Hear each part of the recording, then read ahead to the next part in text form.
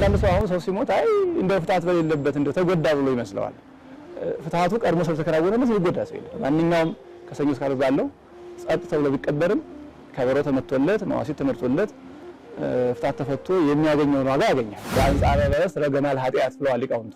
በበለስ አንጻር ኃጢአትን ይረገማል። በለስ ቅጠባ ሰፍቶ ነው የምትገኘው። ኃጢአትም 5500 ዘመን ሰፍታ ስለነበረ ከዚህ በኋላ ባንቺ የሚያዝ አይኑር ብሎ በበለስ ምክንያት ኃጢአትን ረገምላ። ሰው ሁሉ ከሚጠፋ አንድ ሰው ብንገል ይሻለናል አለ። በቃ እውነቱ ነው ተባብለው ለግድያ የወሰኑት ረቡዕ ነው። ከዚህ ደግሞ 12 ደጅ ያላት 12 በር ያላት ቤት ነበረች። በአንዱ ሲያወጡት በአንዱ ሲያስገቡ ቤተ መንግስት በረ ብዙ ነው። መከራ ያጸኑበት ነው ያለው። ያለ ፍት ብዙ እንግፍ ያደረሱበት በቤት ላይ ነው። እንግዲህ ብዙ እንግፍ የቀኑ ህጋዊ ነው። ህጋዊ ያስመስለው ያደረሱ ግን በቤት ያለ ፍርድ ፊቱን እየሸፈኑ እየኮረኮሩ ማን ይመታ ትንቢት ተናገር እያሉ መከራ ያጸኑበት አደሩ። ምራቃቸው ሲጠፉበት ሲያፌዙበት ሳት እያነደዱ መከራ ያጸኑበት አደሩ። ከሊቀ ካህናቱ ወደ ጲላጦስ ከጲላጦስ ወደ ሄሮድስ ሲመላለስ አብረን እንደነበር እስኪሰማን ያህል ነው ቤተክርስቲያን ይሄንን የምታስበው። እስኪሰማን ያህል አብረን ልክ የኢየሩሳሌም ሴቶች ከኋላ ደረታቸውን እየደቁ ያለቅሱለት እንደነበረ ያ ስሜት እስኪሰማን ድረስ ነው ቤተክርስቲያናችን ተግባራዊ ከመከራዊ መሳተፍ ስራ ነው የምትሰራው። ሊቃውንቱም እያዘኑ አይሳቅም። በዚያ ሳምንት ነውር ነው። እያዘኑ እያለቀሱ ነው ዜማውንም አብሮቱን የሚያደርሱት። የክርስቶስ ሰላም ለሀገራችን ቸርነቱ ለሕዝባችን ይሁን። እንደምሰንብታችኋል። ይህ ደረጀ ዘወይንዬ ሚዲያ ነው። በሚዲያችን ሀገራዊ፣ ታሪካዊ፣ ሃይማኖታዊ፣ ባህላዊ፣ ወቅታዊ ጉዳዮችና ሌሎችም ይቀርባሉ። አብራችሁን በመሆናችሁ ታተርፋላችሁ። ለሌሎች በማካፈል ቤተሰባዊነትን ያጠናክሩ። መልካም ቆይታ ይሁንላችሁ። በስመ አብ ወወልድ ወመንፈስ ቅዱስ አሃዱ አምላክ አሜን። እንኳን ለሰሞነ ሕማማት በሰላምና በጤና አደረሳችሁ። ሰሞነ ሕማማት ላይ በርካታ ጥያቄዎች ይነሳሉ። ከጥያቄዎች ውስጥም በሰሞነ ሕማማት ስቅለት የእመቤታችን ቀን ከዋለ ይሰገዳል ወይንስ አይሰገድም የሚለው፣ ማማተብ ይቻላል የሚለው አሉ፣ የለም አይቻልም የሚሉም እንዲሁ ይገኛሉ። ዕለተ ሐሙስ ብቻ ይሁዳ ጌታን በመሳም አሳልፎ ስለሰጠ መሳሳም ሐሙስ ብቻ ይከለከላል የሚለው አሉ፣ የለም በሰሞነ ሕማማት መሳሳም አይቻልም የሚሉ አሉ። አንዳንዶች ዶሮ አርዶ በጾም ወደ ቤተክርስቲያን መሄድ ይቻላል የሚሉ አሉ። እርድ የሚከናወነው ከ6 ሰዓት በኋላ ነው የሚሉም አሉ። እንዲሁም ጌታችን አምላካችን መድኃኒታችን ኢየሱስ ክርስቶስ ሞትን ድል አድርጎ የተነሳው ከሌሊቱ 6 ሰዓት ነው ወይንስ 10 ሰዓት? ጌታችን ሞትን ድል አድርጎ ሲነሳ መጀመሪያ የታየው ለመግደላዊት ማርያም ነው ወይንስ ለጲላጦስ? ይህንና ሌሎችንም ጥያቄዎች ያሉባችሁን ከዛሬ 5 ዓመት በፊት ጄቲቪ ላይ ወይንዬ ቴሌቪዥን ዝግጅት ላይ ያቀረብነውን ታላቁ አባታችን እየታሰሩ ዋጋ የከፈሉ ቦሩ ሜዳ ላይ ታላቅ አገልግሎት የሰጡ ደሴ ደብረ መድኃኒት መድኃኔዓለም ቤተክርስቲያን ላይ ታላቅን ስራ የሰሩ በወሎ ዩኒቨርሲቲ የሕግ ተማሪ የነበሩና የግዕዝ መምህር የነበሩ መምህራችንን መምህር ኃይለ ማርያም ይዘን ቀርበናልና ከዚህ ደስ ከሚለው የእውቀት ማዕድ እንድትካፈሉ ለሌላውም እንድታካፍሉ በፍቅር ጋብዘናችኋል። ስለ ጥራቱ አስቀድመን ይቅርታ እየጠየቅን መልእክቱን በአግባቡ እንድትከታተሉና ጥያቄያችሁ እንዲመለስ እንፈልጋለንና ቆይታችሁ አብሮነታችሁ ከኛ ጋር ይሁን። እንኳን ሰላም መጡ። እሺ፣ እንኳን ደህና ቆያችሁ። ሆሳዕና በራሱ ምን ማለት ነው? ሆሳዕና እንግዲህ ያው የኛ አይደለም ቃሉ፣ እኛም እንዳለ ነው የምንጠቀምበት። ሆሳዕና ኦ እግዚኦ አድኅን ሶ ይላል ዳዊት እና አቤቱ አሁን አድን ማለት ነው። አሁን አድን ናና አድን መድኃኒት ማለት ነው። ያን ጊዜ ህዝቡ ሁሉ ሆሳዕና ከምስጋናው ነው ይሄ ስም የተወሰደው። የዕለቱ ስም የተወሰደው ከምስጋናው የቻሉ ልብሳቸውን እያነጠፉ እንኳን አንተ የተቀመጥክባት አህያ መሬት መርገጥ አይገባትም እያሉ ልብሳቸውን እያነጠፉ፣ አንዳንዶች ደግሞ ወጎ ለነጸፉ ቆጽለመትሮም ቅጠል እየጎዘጎዙ ሄዷሉና ይናገሩት የነበረው ቃል በዋናነት ሆሳዕና በአርያም ነበረ። ሆሳዕና በአርያም ሆሳዕና በአርያም መድኃኒት መባል ይገባዋል፣ ዱሩ ሰይመጽእ በስመ እግዚአብሔር በእግዚአብሔር ስም የመጣ የተባረከ ነው እያሉ ያመሰግኑ ስለነበር ከምስጋናው ተነስተን ነው ዕለቱን በተለይ ደግሞ ቅዱስ ያሬድ ሆሳዕና በአርያም የሚሉ በርካታ የምስጋና ቃላትን በድጓው አስቀምጧል። ሊቃውንቱ ይህንን ያደርሱታል። ከዚህ የተነሳ ዕለቱ ሆሳዕና የሚባልበት የክርስቶስን መድኃኒትነት ለዕለቱ ሰጠን ነው የምንጠራው። በቤተ ፋጌ 2 አህዮች ታስረው ነበር። ፈታችሁ አምጡልኝ ለምን ቢሏችሁ ለጌታ ያስፈልጉታል ብሏል እና አህያና ውርንጫ ሁለቱም ላይ ተቀምጧል። ትርጉሙ ምንድን ነው? እንግዲህ የመጀመሪያው የነቢያትን ትንቢት መፈጸም ነው። ዘካርያስ ትንቢት ተናግሮ ነበረ። ፈረስን በቅሎን ከይሁዳ ከኤፍሬም አጠፋለሁ ብሎ ጌታችን በፈረስም በበቅሎም ሳይሆን በአህያ እንደሚሄድ ለማሳየት ነው። ኢሳይያስም ደግሞ ተጽዕኖ ዲበ እዋል ይመጽእ ጌታሽ የዋህ ሆኖ በአህያና ውርንጫዋ ተጭኖ ይመጣል ብሎ ኢሳይያስም ሚክያስም ተናግረዋል። አንዱ የነቢያትን ትንቢት መፈጸም ነው ዋና ዓላማው። ወደ ምስጢሩ ስንሄድ ግን ምልክት ነው። ከዛ በፊት ነቢያት ጦር ዘመኑ ጦር ከሆነ በፈረስ በቅሎ ሆነው ጥቁር ልብስ ለብሰው ጦር ይዘው ይታያሉ። በከተማው ባህል አልፈው ይሄዳሉ። ያኔ ህዝቡ አይ አባቶቻችን ጥቁር ለብሰው በበቅሎ ፈረስ ነው ሄዱ፣ በቃ ጦር ሊመጣ ነው ማለት ነው፣ መከራ ሊመጣ ነው ብለው ይገነዘቡታል። ሰላም ሲሆን ደግሞ ነጭ ካባ ለብሰው ነጭ ኩፋር ጠምጥመው በአህያ ተጭነው በከተማ መሀል ይዞራሉ ነቢያት። ከዛ በፊት ያን ጊዜ ተመስገን አባቶቻችን ነቢያት ነጭ ለብሰው በአህያ ላይ ተጭነው በከተማችን አለፉ፣ እንግዲህ ዘመነ ሰላም ሆነ ብለው ይረዱበታል። ክርስቶስን 5500 ዘመን ዓመተ ፍዳ ዓመተ ኩነኔ የምንለው የመከራ ዘመን አልፎ ዘመነ ሰላም ዓመተ ምሕረት መጣላችሁ ለማለት አባቶቹ ነቢያት የሚያስተምሩበትን የተግባር ትምህርት በቀጥታ ለመተግበር በሌላ አገላለጽ ያው አህያ በጣም የተናቀች ናት። ትህትናው መግለጡ ነው። አዎ የተናቀች ናት እና በተናቁት አድሬ እኖራለሁ ማለቱ ነው። ወይሬዩ ከመእንተ እድግት ነፍሱቶም ይላቸዋል። ዝቅ አድርገው ራሳቸውን እንደ አህያ የሚቆጥሩ ዝቅ አድርገው የሚያዩ የተናቀች ናት። መስዋዕት አትሆንም ከበግ ከፍየል ከምን የተናቀች ናት።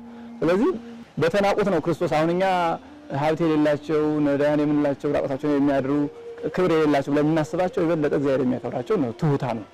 ስለዚህ በትሁታን ሰውነት አድሬ እኖራለሁ ሲል በአህያ ተጭኗል። ወዲህም ደግሞ ያው በተፈጥሮ አህያ ከጭንቅላቷ እስከ ጅራቷ ከእግሯ እስከ እግሯ መስቀል አላት። ስለዚህ ያ አህያ ከጅራቷ እስከ ጭንቅላቷ ከእግር እስከ እግሯ መስቀል ስላላት ልሰቀል መጥቻለሁ፣ አመጣጤ ለመሰቀል ነው፣ በመስቀል ዓለምን ለማዳን ነው ለማለት በአህያ መምጣቱ እሱ ነው። በሌላ መንገድ አባቶቻችን ሲተረጉሙ በአህያ የተቀመጠ ሰው ሩጦ አያመልጥም፣ አሳዶ አይይዝም።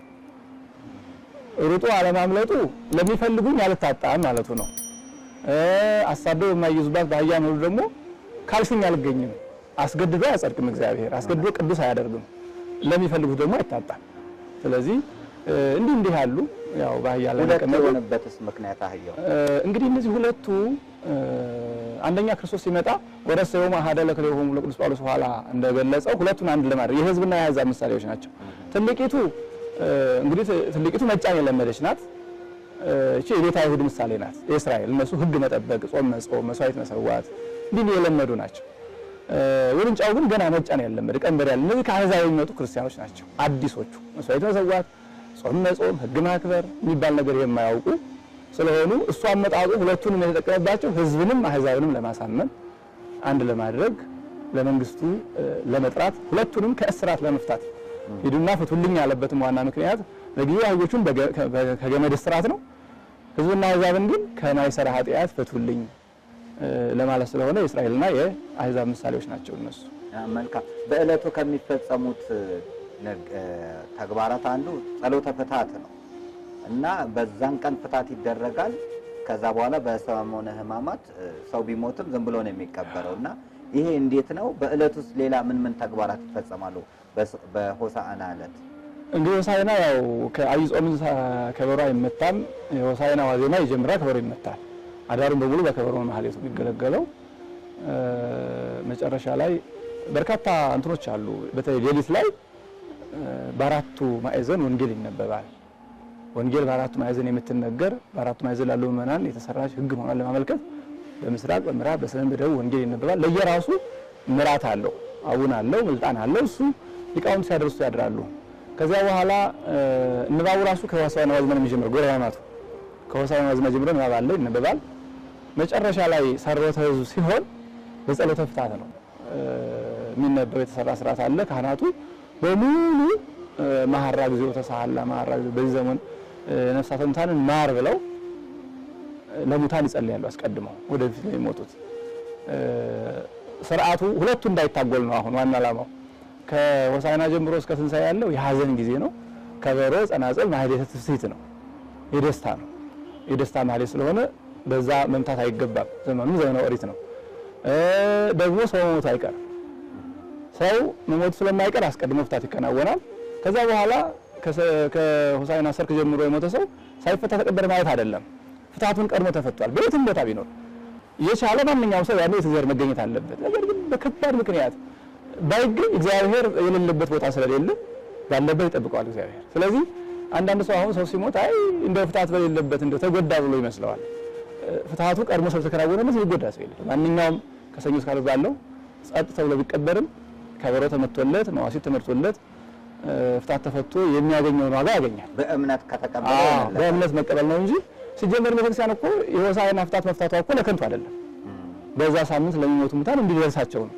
እግዚአብሔር ደግሞ ከኛ ላይ ጠይቅ ነው የነገሩትን የሚያውቅ አምላክ ስለሆነ ይደርሳቸዋል። እና በዚህ ምክንያት ነው ይሄንን የምታከናውነው። ስንት ሰዓት ነው የሚጀምረው? አንዳንዶቹ አሁን ልክ ይፍቱኝን ከተቀበሉ በኋላ ከበሮ የማይመቱ አሉ። አንዳንዱ ደግሞ ማታ ጉባኤም ሰርክ ጉባኤም ላይ ከበሮ ይመቱና ሰኞ ነው የምንጀምረው ይላሉ። ስንት ሰዓት ላይ ነው ለመሆኑ ሕማማቱ የሚጀምረው? አይ ጸሎተ ፍትሐት ተደርጎ ሰርወተ ሕዝብ ከሆነ በኋላ አለቀ። መደምደሚያ የዚያ ሁሩ ከተባለ በኋላ እንወደ ብለው ነው የሚያሳርጉት። ራሱ ማማቱ እንወደ የሚሉት ማማት ገብቷል ማለት ነው። ሁሩ ተጋቡ በማማት ማሰናበቻ የሚያሰናብት። ከዛ በኋላ ከበሮ ምናምን የለም። ያው እንደው ከግል ስሜትም ከምን ነጩ ነገሮች ናቸው አንዳንዶቹ እንጂ። መልካም። በዛ ዕለት እንደውም ጠዋት አንዳንዶቹ ግንባራቸው ላይ ያስራሉ፣ ቀለበት ያደርጋሉ። እሱ ከምን ጋር የተያያዘ ነው? ከዛም በኋላ በስማምም አይባልም። ለምንድን ነው የማይባለው? እንግዲህ ይሄ ዘንባባ ነው። እንደው ያው ሰው ዝም ብሎ ሌላ ምንም ጨምር ይችላል እንጂ ዘንባባ ነው። ዘንባባው እነዚያ ያ ሁሉ ሕዝብ ክርስቶስን ከቢታንያ ከቤተፋጌ እስከ ኢየሩሳሌም እስከ ቤተ መቅደሱ ድረስ በምስጋና ሲሸኙት የሰሌን ዝንጣፊ ይዘው ነው። ዋናው እሱ ነው።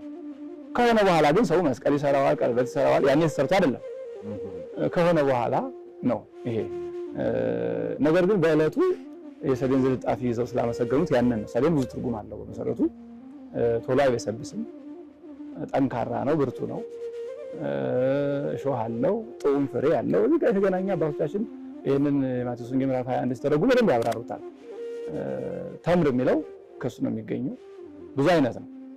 ረጅም ነው ቁመቱ፣ ልዑልነቱን ያመለክታል፣ ምጡቅነቱን ያመለክታል። ጥዑም ፍሬው ደግሞ ጥዑመ ስም ለዘይጼዎ ይባላል። ክርስቶስ ስሙ ጥዑም መድኃኒት መሆኑን ያመለክታል። ፍሬዋ ደግሞ ዋህድ ናት። እቺ የተምር ፍሬ አትፈረካከስም። እንደ ባቄላ ከሁለት የምትፈረከስ አይደለች እና ዋህድ ባህሪ በባህሪ አንድ መሆኑን ያመለክታል። ሰሌንን እሳት ቢያገኘው ለሁለት አድርጎ ይተወዋል እንጂ አያቃጥለውም።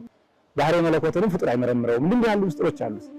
ከዚህ የተነሳ ያንን ይዘው ስለተቀበሉት ዛሬም እሱን ለማሰብ ሌሊት ለእያንዳንዱ ሰው ተባርኮ ዘንባባው ይሰጣል። ከነዚያ ከነበሩ ሰዎች በረከት ለመሳተፍ ማለት ነው። በስመ አብ የሚለው በዋናነት ማማተቡ ነው የሌለው እንጂ ቃል እግዚአብሔር አለ። በማማቱም እየመረው በስመ አብ ብሎ ነው። ሰኞ፣ ማክሰኞ፣ ረቡዕ፣ ሐሙስ፣ ዓርብ ስንክሳሩ በስመ አብ ተብሎ የሚነበበው የነ ዮሐንስ አፈወርቅ ድርሳን አለ በስመ አብ ብሎ የሚጀምር የነ ሐዋርያት ዲስቅልያው እነ ፈያታዊ ዜማን በሙሉ በስመ አብ ብሎ የሚጀምረው። ይሄን መስቀል ማማተቡ ነው። ገና መስቀል የድል መሳሪያ የሚሆነው ከዓርብ በኋላ ድል መንሻ። እስከዛ በፊት መስቀል ይርጉማል። በመስቀል የተሰቀለ ርጉም ነው። መሬቱ ራሱ የተረገመ ነው የሚሆነው ደሙ የፈሰሰበት። ስለዚህ ተመልሰን ይሄንን 5500 ዘመን ስለምናስብ ማማተብ ከዛ በፊት ስለሌለ እንጂ መጽሐፉ በስመ አብ ነው። ሰሙነ ሕማማት ማለት ምን ማለት ነው? እንግዲህ ሰሙነ ሕማማት ማለት ያው የሕማማት ሳምንት ነው በጥሬ ትርጉሙ። ጌታችን አምላካችን መድኃኒታችን ኢየሱስ ክርስቶስ ለድህነተ ዓለም ለመድኃኒተ ዓለም ብሎ የቤዛነቱን ስራ የሰራበት ሳምንት ስለሆነ ሳምንቱ በዚያ ነው የተሰየመው። ቤተክርስቲያን ክርስቶስን የማታስብበት ጊዜ የለም። በዓመትም በወርም ውስጥ በሰዓታትም በሳምንታትም ታስበዋለች። ይሄ ደግሞ ሙሉ ሳምንቱ የክርስቶስ ሕማም መከራ የዓለም ድህነት የሚታሰብበት ሳምንት ስለሆነ ያው ሳምንቱ ሰሙነ ሕማማት የሚባለው ከዚህ የተነሳ ነው። እሺ ሰሙነ ሕማማት ከመቼ እስከ መቼ ነው የሚሆነው? እንግዲህ ሰሙነ ሕማማት ከሆሳዕና እሁድ ነው የሚጀምረው እስከ ቅዳም ስዑር ያለው እስከ ዓርብ ሰርክ ያለው ሰሙነ ሕማማት ይባላል። ነፍሳት ከገነት የወጡበት 11 ሰዓት አለ። እስከዛ ሰዓት ያለው ድረስ ሰሙነ ሕማማት እስከዛ ድረስ ነፍሱ በአካል ነፍስ ወደ ሲኦል ወርዶ ነፍሳተ ሙታንን ማርኮ ከአዳም ጀምሮ እስከሱ ያሉትን በሙሉ ወደ ገነት እስካስገባበት ጊዜ ያለው በሙሉ ሰሙነ ሕማማት በመባል ይጠራል። ያን ሳምንት አሁን መጨረሻ ላይ ነው የሆነው። ለምን መጀመሪያ ወይንም ለምን መካከል ላይ አልሆነም ሰሙነ ሕማማት? እንግዲህ እሱ የራሱ ሂደት አለው። ክርስቶስ ሲመጣ ለሁለት ዓላማ ነው የመጣው፣ ለአርአያና ለቤዛ። ለአርአያ የሚባለው ትምህርት ነው፣ የተግባርም የቃልም ትምህርት። ስለዚህ 3 ዓመት ከ3 ወር መጀመሪያ ሃይማኖት አስተምሯል፣ በህይወቱም አስተምሯል። እንዴት የትህትና ስራ፣ የፍቅር ስራ፣ የርኅራኄ ስራ፣ ምህረት፣ ትዕግስት፣ ጸሎት፣ ጾም፣ አጠቃላይ አንድ የተሟላ ክርስቲያን ሊኖራቸው የሚገባውን ህይወት በሙሉ በተግባር አሳይቷል። ይሄ አርአያ የምንለው ነው። ትምህርትም እሱ ነው። አሁን መጨረሻ የቤዛነት ስራ መቋጫ ነው፣ ማሳረጊያ ነው። ማሳረጊያ ስለሆነ ቤተክርስቲያንም መጨረሻ ላይ የምታደርገው ክርስቶስ በመጨረሻ የሰራው ስራ ነው። ልክ 3 ዓመት ከ3 ወር ካስተማረ በኋላ ለሆሳዕና ዋዜማው የአልዓዛር ሞት ነው። አልዓዛር መጋቢት 17 ቀን ማክሰኞ ነው የሞተው። ቀደም ብሎ እንደታመመ እህቱ ላከች። ጌታ ሆይ ወዳጃቸው ነው ክርስቶስ። ጌታ ሆይ የምትወደው አልዓዛር ታሟል ብላ ላከችበት። የአልዓዛር እህት አይ የህመም ለክፉ የሚሰጥ አይደለም ብሎ ቀረ ክርስቶስ። ከዚያ አልዓዛር መጋቢት 17 ቀን ማክሰኞ ሞተ።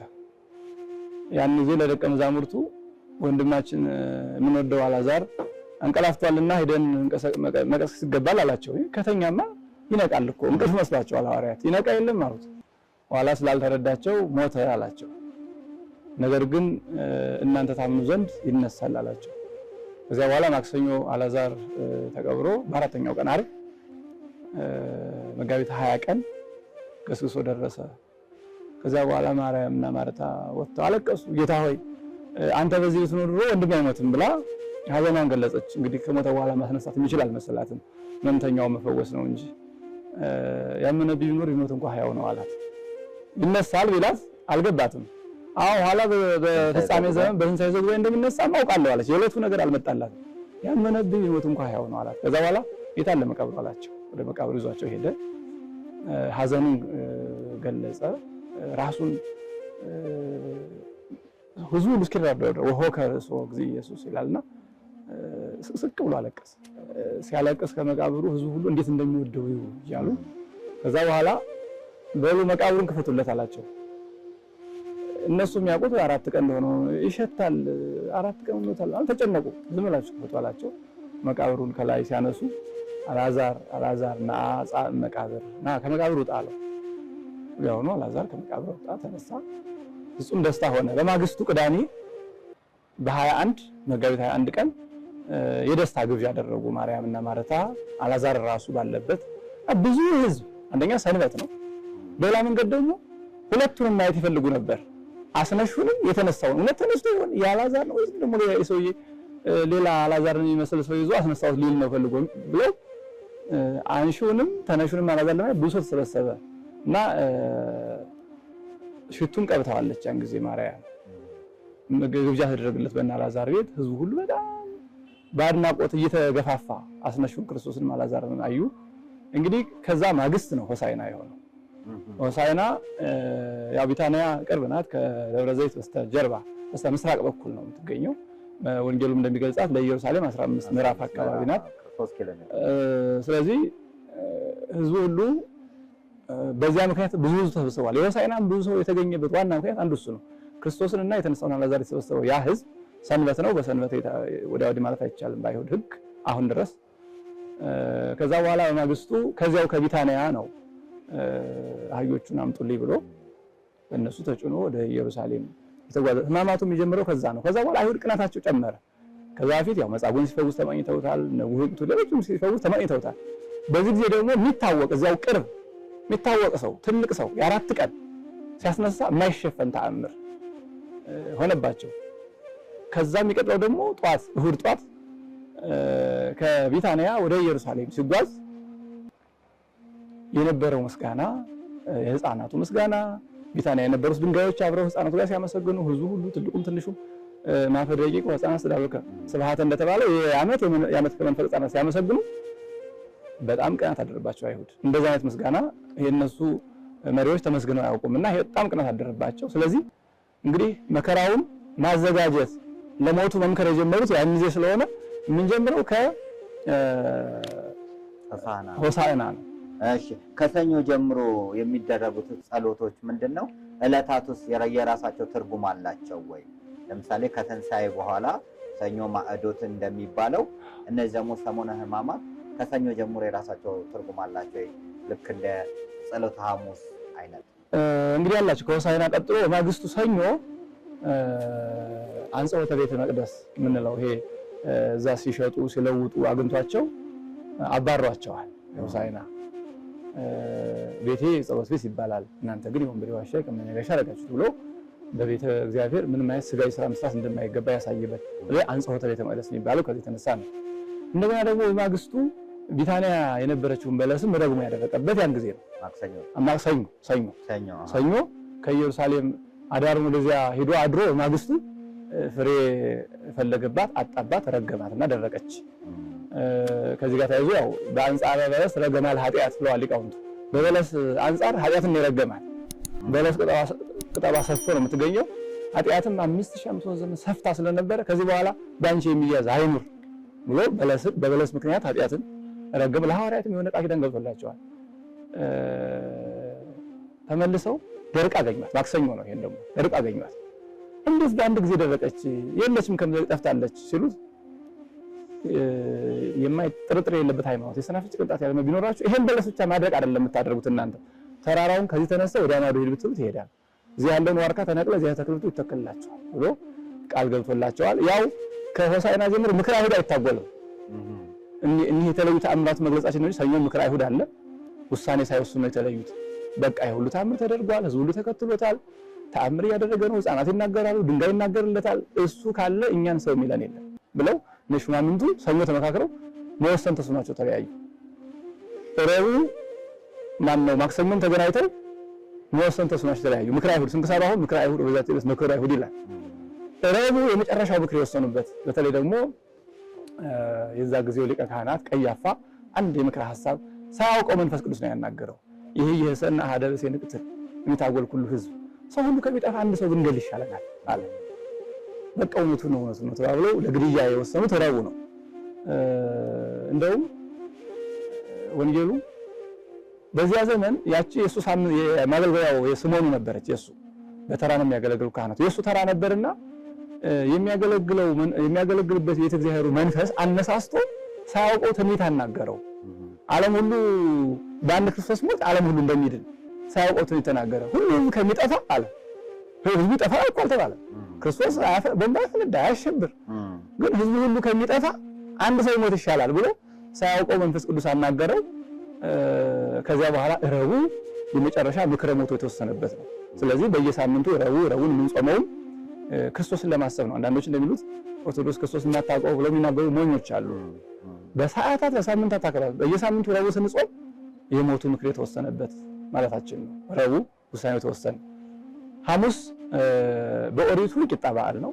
ከግብጽ የወጡበትም ከግብጽ ሲወጡ ቂጣ እየበሉ ስለነበር የወጡት አፋጥነዋቸው ስለነበር ግብፃውያን በዓመት በዓለ ሐምሳን በዓለ ፋሲካን ሲያከብሩ ያንን ለማሰብ ያልቦካ እንጀራ እየበሉ መስዋዕት ሰውተው ያከብሩታልና ያ ስለነበር የቂጣ በዓል ነበረ ሐሙስ። ስለዚህ ክርስቶስ የአይሁድ ስርዓት አልሻረም። እያንዳንዷን ነገር አከናውኗል። በ8 ቀን ቤተ ግዝረት፣ በ40 ቀን ቤተ መቅደስ ገብቷል። ሲኖርም የእነሱ ስርዓት አክብሮ ነው። አሁንም በአልዓዛር ቤት ተገኝቶ የኦሪቱን ስርዓት ያንን በጋ ፋሲካውን አሳርዶ የመስዋዕቱን በግ አሳርዶ የቂጣውን በዓል አክብሮ ነው። ከዛ በኋላ ራሱን ለሞት ሰጥቶና መጀመሪያ ሐዋርያትን ላካቸው። ሁለቱ ፊት ለፊት ሄዱና አንድ ቤት ታገኛላችሁ የተነጠፈ የተጎዘጎዘ ታገኛላችሁ። መጀመሪያ ሰውየው መንገድ ላይ ውሃ ተሸክሞ ታገኙታላችሁ። ብዙ ምልክት ነው የነገራቸው፣ ስሙን አልነገራቸውም። መንገድ ላይ ውሃ ተሸክሞ ታገኙታላችሁ። ተረክቡ ፊ ዘይጸውር ፀሐይ በማይ ውሃ ማድጋ ተሸከመ። እሱን መምህር በቤትህ ከደቀ መዛሙርትህ ጋር ፋሲካን አደርጋለሁ ይልሃል በሉት። ከዛ በኋላ እሱ የተነጠፈ የተጎዘጎዘ ቤት ያሳያችኋል፣ ከዚህ አዘጋጁ አላቸው። እንዳላቸው ሲሄዱ ውሃ ተሸክሞ ሲሄድ ሰውየው አገኙ። ተከትለው ሄደው የኦሪቱን በግ አርደው አዘጋጅተው ጉዘው የቂጣውን በዓልም አዘጋጅተው ጠበቁት። እሱ በዚያ ተገኝቶ ያንን የኦሪቱን ስርዓት ከፈጸመ በኋላ ድንገት ብድግ ብሎ እግራቸውን ሊያጥብ ተነሳ። ወገቡን ታጥቆ ውሃ በኩስኩስ አዘጋጅቶ አጥባለሁ ብሎ ሲጀምር ከጴጥሮስ ትልቁ ጴጥሮስ ስለሆነ ሲጀምር በፍጹም አታጥበኝም ማለት ቅዱስ ጴጥሮስ። እንግዲህ ቅዱስ ጴጥሮስ ትሕትናው የታየው የራሱ ትሕትና ነው። መምህሬ አምላኬ ጌታዬ እንዴት ያጥበኛል እኔ እሱን አጥበዋለሁ እንጂ ከሚል አንጻር፣ ክርስቶስ ደግሞ ትሕትናንም ጭምር ሌላም ነገር ነው የሚያስተምራቸው። አሁን ካላጠብኩ ከኔ ጋር እድል ፈንታ ጽዋርታ የለህም አለው። ነገሩ ጥምቀት እንደሆነ ገባኝ። እንግዲህ ቅዱስ ጴጥሮስ እንዲህ ከሆነማ መች እግሬን ብቻ ነው ራሴንም እጄንም እጠበኝ አለ። ራሱ እግሩን የታጠበ ሁሉም ነው ንጹህ ነው አለው። ከዛ በኋላ ቅዱስ ጴጥሮስ ታጠበ፣ ሌሎቹም እሱን አብነት አድርገው ታጠቡ። ይሄ ጥምቀት ነው የሐዋርያት። አሁን ሊያቆርባቸው ስለሆነ አስቀድሞ ያጠመቃቸው። ካጠመቃቸው በኋላ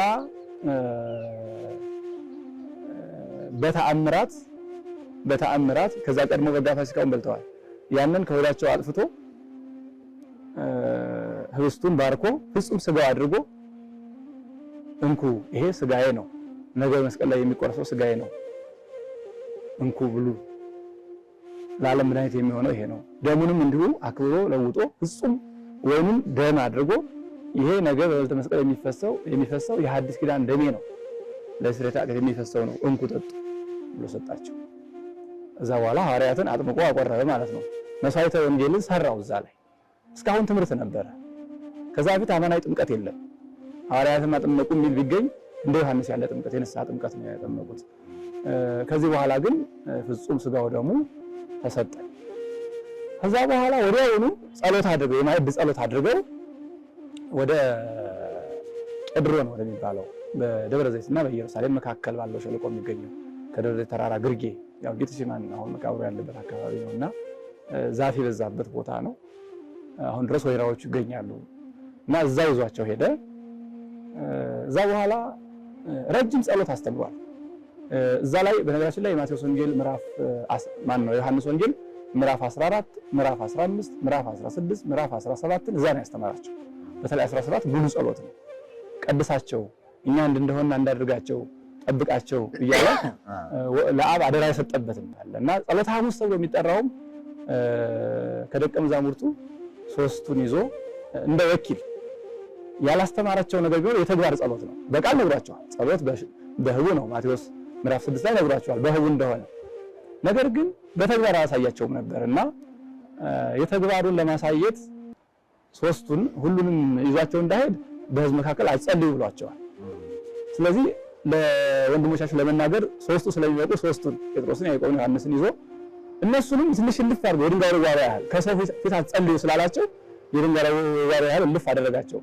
ካላዩት ደግሞ እንደሚጸልይ ስለማይገባቸው እንዲያዩት አድርጎ እየሰገደ እዛ ጌቴሴማኒ ውስጥ እየሰገደ አባ አይልፍ አለዛ ተጽዋ እያለ ሰሙት። እነሱ ያንቀላፋሉ። እየቀሰቀሰ ወደ 3 ጊዜ ትጉና ጸልዩ እያለ ይቀሰቅሳቸው። እነሱ ያንቀላፋሉ። መከራ የመጣበት ሰው እንቅልፍ ይለዋል፣ ይጫጫነዋል። ከዛ በኋላ ይሄ በሐዋርያትና በክርስቶስ አካባቢ ያለው ድግስ ነው። በአይሁድ በኩል ደግሞ ያለው ድግስ ሌላ ነው። ይሁዳ መጀመሪያውኑ ያ ሽቱ ሲቀባ ተቀይሟል። ያ ሽቱ 300 ብር ያወጣ ነበረ፣ ቢሸጥ 30 ብር ነበረ። እሱ ያሳዝኖታል። ስለዚህ ከአይሁድ ጋር ወገንተኝነት ጀምሯል። የጸሎተ ሐሙስ ስጋው ደግሞ እንደተቀበለ ቀጥታ ሄደ ወደ እነሱ ነው። ከእናንተ አንዳችሁ ትገሉኛላችሁ ብሎ ስለነበር እኔ ሆን ሲሉ አንተ አልክ ብሎ በምስጢር ስለነገረው እንግዲያስ በአማኝ ያገኝ ብሎ ይሁዳ ወደ ሊቃነ ካህናት ሄዷል። እዛ ደግሞ ሰራዊት ይሸክፋል። እንዲህ አድርጋችሁ ዮሐንስን ስለሚመስል በእድሜ ስለሚቀራረቡ እንዳትሳሳቱ እንዲህ ነው እያለ ይመክራል። በዚህኛው ደግሞ ክርስቶስ በጸሎት ሐዋርያትን ያዘጋጃል። መከራ ሲመጣባችሁ ወደ እግዚአብሔር መጸለይ ነው፣ ከተቻለ መከራውን ከኛ ሳልፈው፣ ካልሆነ ግን ፈቃዴ ይሁን በሉ ለማለት ነው እንጂ አሁን ክርስቶስ ሊሞት ነው የመጣው አልሙት ብሎ አይጸልይም። ሞትም በስልጣኑ ነው። ቀድሞም ሲያስተምር ነፍሴን ከኔ ማንም በግድ አይወስዳትም አልበዛ ያይደና ያብሎ ተናግሯል። የሚቀማኝ የለም በስልጣኔ ለያታለሁ መልሳታለሁ ብሏል። እና ግን ለሐዋርያት ምንድን ያሳያቸው መከራ ሲመጣ ማለት የሚችል ከሆነ አምላካችሁን አሳልፍልን ብላችሁ ጠይቁት፣ ካልሆነ ግን ፈቃድ ይሁን በሉት፣ አበርታን በሉት ነው። ስለዚህ ያን ነው ጸልየውስ በተግባር አባ ይልፋ ለዛት ጽዋ ወይቱ ፈቃደ ዚአከ ይኩን ወአኮ ፈቃደ ዚአየ፣ ይሄንን የሞት ጽዋ ከኔ ያሳልፍልኝ፣ ነገር ግን የኔ ፈቃድ ካንተ ፈቃድ የተለየ ሆኖ አልሞትም አልልህም፣ የኔና አንተ ፈቃድ አንድ ነውና ፈቃድ ይሁን እያለ 3 ጊዜ መላሱ ጸልይ ያሳያቸው። መጨረሻ ላይ ያው መሸ። ሄዶ ተኝቶ ያገኛቸው። እንግዲህ እንከሰኑ ሙአይረፍ፣ እንግዲህ ተኙ የሚያስተኛችሁ የለም እንጂ እንግዲህ ተኙ እኔ የሚያዝበት ሰዓት ደረሰ ሲል ይሄን ሲናገር ይሁዳ እየመራ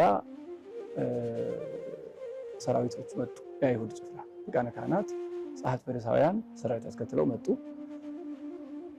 ከምሽቱ 3 ሰዓት አካባቢ መጡ። ጌታ የተያዘበት ነው። የ3 ሰዓት ጸሎትም እሱ ነው የሚያመለክተው። ከዛ በኋላ ማንን ትፈልጋላችሁ አላቸው። የናዝሬቱን ኢየሱስን እኔ ነኝ አላቸው። ደንግጠው ወደቁ። በትሮቻቸው፣ መብራቱም፣ ጦሩም፣ ጋሻውም ሁሉም አንድ ወደቀ። ከዚያ አጽናንቶ አስነስቶ እንዲሁ ድጋሚ 3 ጊዜ ጠየቃቸው። በሶስተኛው ፈቃዱን ጠይቀው በሉ ያዙኝ እኒህን ተዋቸው አለ። የመጣው ሰውን ለማዳን ስለሆነ ደቀ መዛሙርቴን አትንኩብኝ፣ እኔ ለሞት ነው የመጣሁት ያዙኝ አላቸው። ተረባርበው ያዙት። እንግዲህ መከራው የሚጀምረው ሐሙስ ማታ 3 ሰዓት ጀምሮ ወዲያው ልብሱን ገፈ። ይሁዳን በመሳም አሳልፎ ይሰጣል። ይሁዳ መጥቶ መጀመሪያ ለምልክት መምህር ሆይ እንዴት ዋልክ ብሎ እጅ ነሳ። ይሄ ምልክት ነው እንዳይደናገሩ፣ ምናልባት ከሐዋርያት መካከል በስተት አንዱን ይዘው ክርስቶስ እንዳያመልጥ በሚል ነውና ያው በምስጢር ነግሮታል። ይሄን የፍቅሩን ምልክት መሳም የፍቅር ምልክት ነው። የፍቅሩን ምልክት የጸብ አድርገህ ይዘው መጣ ወዳጄ ነው ያለው። እሱን ግን በስኢምኑ ታገብሮ ወልደ እጓለ እመሕያው በመሳም አሳልፈህ ትሰጠኛለህ እኔን ብሎ ነገር ግን እንደ ጠላት አላየውም። መጀመሪያም ሲናገር ለዚያ ሰው ባይወልድ በተሻለ ነበር ብሏቸዋል። መጀመሪያ ለሐዋርያት ከእናንተ አንዱ ያስይዘኛል፣ ለዚያ ሰው ግን ባይወልድ በተሻለው ነበር። እኔ እንደተጻፈልኝ ነው የምሞተው፣ መጽሐፍ የተናገረ ስለኔ ነው፣ ነቢያት የተናገሩ ለኔ ነው፣ እሱ ግን ይብላኝ ብሎ ነበር፣ አዝኖለት ነበርና አሁንም አዝኖለታል። ለራሱ አይደለም ለይሁዳ ነው ወዳጄ የፍቅሩ ምልክት የሞት ምልክት አድርገው ታይዘ መጣ አለው። አይሁዳን ጊዜ ተረባርበው ያዙት። ይሁዳ 30 ብሩን ይዞ ሄደ። ነገር ግን ሲከታተል ይሁዳ ተጨንቋል። ሲከታተል ድሮ እንግዲህ በተአምራት ሁሉ ያመልጣቸው ነበር። ሊይዙ ሲሉ ወተሰወረ ማዕይንት ይሆሙ ይላል፣ በካይናቸው ተሰወረ ይላል። እንደዛ መስሎት ነው በተአምራት እሱ ያመልጣል፣ እኔም ብሬን ይዤ ኋላ እንገናኛለን በቁማር ሊሰራ ነበር አስቦ የነበረው። ነገር ግን ክርስቶስ የሚሞትበት ጊዜ ስለደረሰ እየገፉ እያጋፉ እየገፈተሩ ወደ ሊቀ ካህናቱ ግቢ መጀመሪያ ማታ ይዘውት ሄዱት። ጀንበሩ ስለመሸ ለፍርድ ወደ ጲላጦስ ማቅረብ አይቻልም። በዛ ሰዓት ይዘውት ወደ ሊቀ ካህናቱ ግቢ ገቡ። ሐዋርያትም ተበተኑ። ያው መንጋውን እረኛውን እመታለሁ፣ መንጋው ይበተናል፣ በጎቹ ይበተናሉ የተባለው ብትንትና አሉ። ዮሐንስና ጴጥሮስ ብቻ። ጴጥሮስም ቃል ገብቷል። ጸሎተ ሐሙስ ላይ ብዙ ነው፣ ረጅም ነው የተነገረው ነገር እያንዳንዱ መግለጽ ስለሚሰፋ ነው እንጂ ሌሎቹ ቢክዱ አንተ አልክድም ብሎ ቃል ገብቶ ስለነበር እንዴት አድርጌ ብሎ ተከትለው ሄደዋል። ዛሬ ካህናቱ ግቢ ገቡ። ዮሐንስ ዘልሙድ በሀበ ሊቃነ ካህናት የተለመደ ነው። በዚያ ሰፈር ታዋቂ ሰው ነው። ቤቱም እዛው አካባቢ ስለሆነ ያውቁታል። ጴጥሮስ ግን የቤተ ሳይዳ ሰው ነው። ቤተ ሳይዳ ቅፍርናሆም ወደ ገሊላ አካባቢ በገሊላ ባህር ዙሪያ ስለሆነ ሩቅ ነው፣ በደንብ አይታወቅም ጴጥሮስ። ዮሐንስ ግን እዚሁ ቅርብ ነው ሰፈሩ፣ ያውቁታል። ስለዚህ ገባ ተተተሉ፣ ማንም አልከለከለውም። ጴጥሮስ ግን ቁሞ ቀረ። እንደውም ዘበኞቹን አነጋግሮ ነው ዮሐንስ ዘበኞቹን አነጋግሮ ነው እንዲገባ ያደረገው። ያውም እየፈራ እየተባ ነው እሱም ራሱ ገና ይሄ ነገር የሚለቁት አይደሉም፣ እንዲያ ከሆነ እኛንም ጭምር ይይዙና ሊያስሩናል የሚል። ከዛ በኋላ ያው ጴጥሮስ 3 ጊዜ ካደ። ክርስቶስ በፍቅር ዓይን አይቶ በዶሮ ጩኸት ቀስቅሶ እንዲያለቅስ አደረገው። ክርስቶስን መላ ሌሊቱን አባቶቻችን እንደውም 12 ደጅ ያላት 12 በር ያላት ቤት ነበረች። በአንዱ ሲያወጡት በአንዱ ሲያስገቡት ቤተ መንግስት በራ ብዙ ነው፣ መከራ ያጸኑበት ነው ያለ ፍትህ ብዙ እንግፍ ያደረሱበት በቤት ላይ ነው። እንግዲህ ብዙ እንግፍ የቀኑ ህጋዊ ነው፣ ህጋዊ ያስመስለው ያደረሱ ግን ሌሊት ያለ ፍርድ ፊቱን እየሸፈኑ እየኮረኮሙ ማን የመታ ትንቢት ተናገር እያሉ መከራ ያጸኑበት አደሩ። ምራቃቸው ሲጠፉበት ሲያፌዙበት ሳት እያነደዱ መከራ ያጸኑበት አደሩ። ሲነጋ ያው ጉዳዩን ህጋዊ ለማድረግ ወደ ጲላጦስ አቀረቡት። ዓርብ ነው። ዓርብ ወደ ዓርብ ከመሄዳችን በፊት ሐሙስ ቅዳሴ ይቀደሳል። ከሌሎች በሰሞነ ሕማማት የሚቀደሰው ሐሙስ ነው። ቁርባንም ይከናወናል እና እንዴት ነው ይሄ ሊሆን የቻለው? ልክ ቅድም እንዳልነው ክርስቶስ ሐዋርያትን የመጀመሪያውን ምስጢረ ቁርባን ስጋውን ደግሞ የተቀበሉ ሐሙስ ነው ስለሆነ ዛሬም ቤተክርስቲያናችን ያኔ ሐዋርያት የመጀመሪያውን ፍጹም ስጋውን ፍጹም ደግሞ የተቀበሉበትን ቀን በቅዳሴ ታስበዋለች። ቅዳሴው ህቡ ቅዳሴ ይባላል። ደወል አይደወልም፣ ቃጭል እየተመታ አይደለም ቅዳሴ የሚገባው፣ ጸናጽል ነው። ከቃጭል ድምፅ ያንሳል። ያኔ ክርስቶስ ለ13 ሐዋርያት ብቻ ነው ስጋው ደግሞ አቀብሎ የነበረው፣ በአዋጅ ለሁሉ አይደለም። እንዲህ ስለሆነ ከቃጭል ድምፅ አነስ ባለው በጸናጽል ሸዋሸዋ እያደረግን መግባታችን ለጥቂት ሰዎች ነው ያቀበለው ያን ጊዜ እንጂ ለሁሉ አልነበረም የሚለውን ለመግለጽ ነው። ያው ገና ቀኑም ዘመኑም ዘመነ ሕማም ስለሆነ ዓመተ ፍዳው ስለሆነ ገና ዜማዎቹም ልብሶቹም ይለያያል። ጥቁር ውስጥ ተለብሶ የሚገባው እሱ እንዳለ ነው። ስለዚህ በዋናነት ያን ምስጢረ ቁርባን ያኔ ስለተሰራ እሱን ለማመልከት ነው ጸሎተ ሐሙስ የምንቀድሰው። ወደ ዕለተ ዓርብ ስንመጣ እንግዲህ ዓለም የዳነበት ቀን ነው። ክርስቶስ መከራውን ያየበት ቀን ነውና እሱንስ ቀን ምንድነው በዕለቱ የሚከናወነው?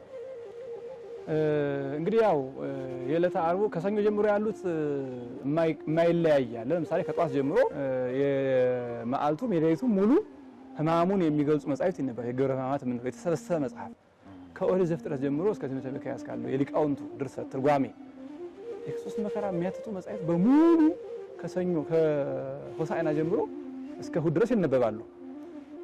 መልክአ ሕማማት አለ በየሰዓቱ የ1 ሰዓት የ3 ሰዓት የ6 ሰዓት እያለ ንባቡም የቀንም የሌሊትም አለው። በቃ ቤተክርስቲያን አትዘጋም በዚያ ሳምንት ክርስቶስ ሙሉውን የሚታሰብበት ሳምንት ስለሆነ የዕለተ ዓርቡ ከዚያኛው የሚለየው ልብሱ ሁሉ ይለያል። የበለጠ ጥቁር ልብስ ይዘጋጃል። በጠዋት መንበሩ ጥቁር ይለብሳል። ዜማውም እዝል ነው። ከሰኞ እስከ ረቡዕ ግዕዝ መልክአ ሕማማቱ አቡኑ በግዕዝ ነው። ከዛ በኋላ ሐሙስ መልክአ ሕማማቱ አራራይ ይሆናል። የዓርብ ደግሞ እዝል ነው። የበለጠ ልብን የማሳዘን አቅም አለው። እዝል የሐዘን ዜማ ነው። ከዚያ በኋላ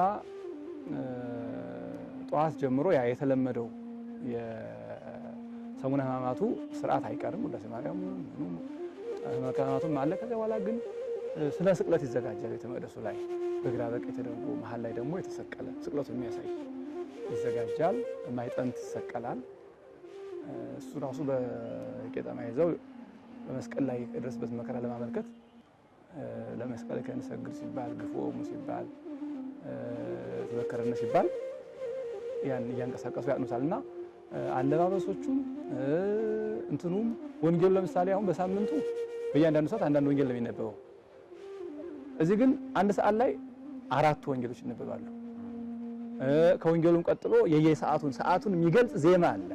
ለምሳሌ ጠዋት ላይ ወጸቢሖ ተማከሩ ሊቃነ ካህናት ወሰደው ወለ ይስቅል ወለ ኢየሱስ ተማከሩ ሊገሉ ተማከሩ የሚል ዜማ ያዜማል። 3 ሰዓት ላይ ጊዜ ሰለስቱ ሰዓት ወሰደው ወለ ኢየሱስ አቀመው አውደ ምኩናን ወደ አደባባይ ወሰዱት ለፍርድ አቀረቡት የሚሉ ነገሮች ከወንጌሉ ተነቦ እንዳለቀ ቄሱ ይሄን ያዘማል። በምራት መልከ ዲያቆኑ እየተመራሩ ያዜማሉ። ወንጌሉም 4 ወንጌል ነው የሚነበበው።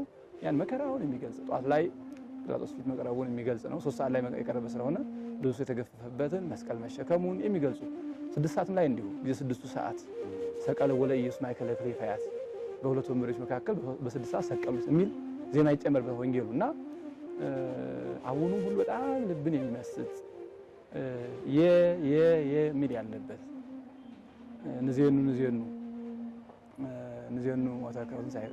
ሞትን መከራን እናገራለን።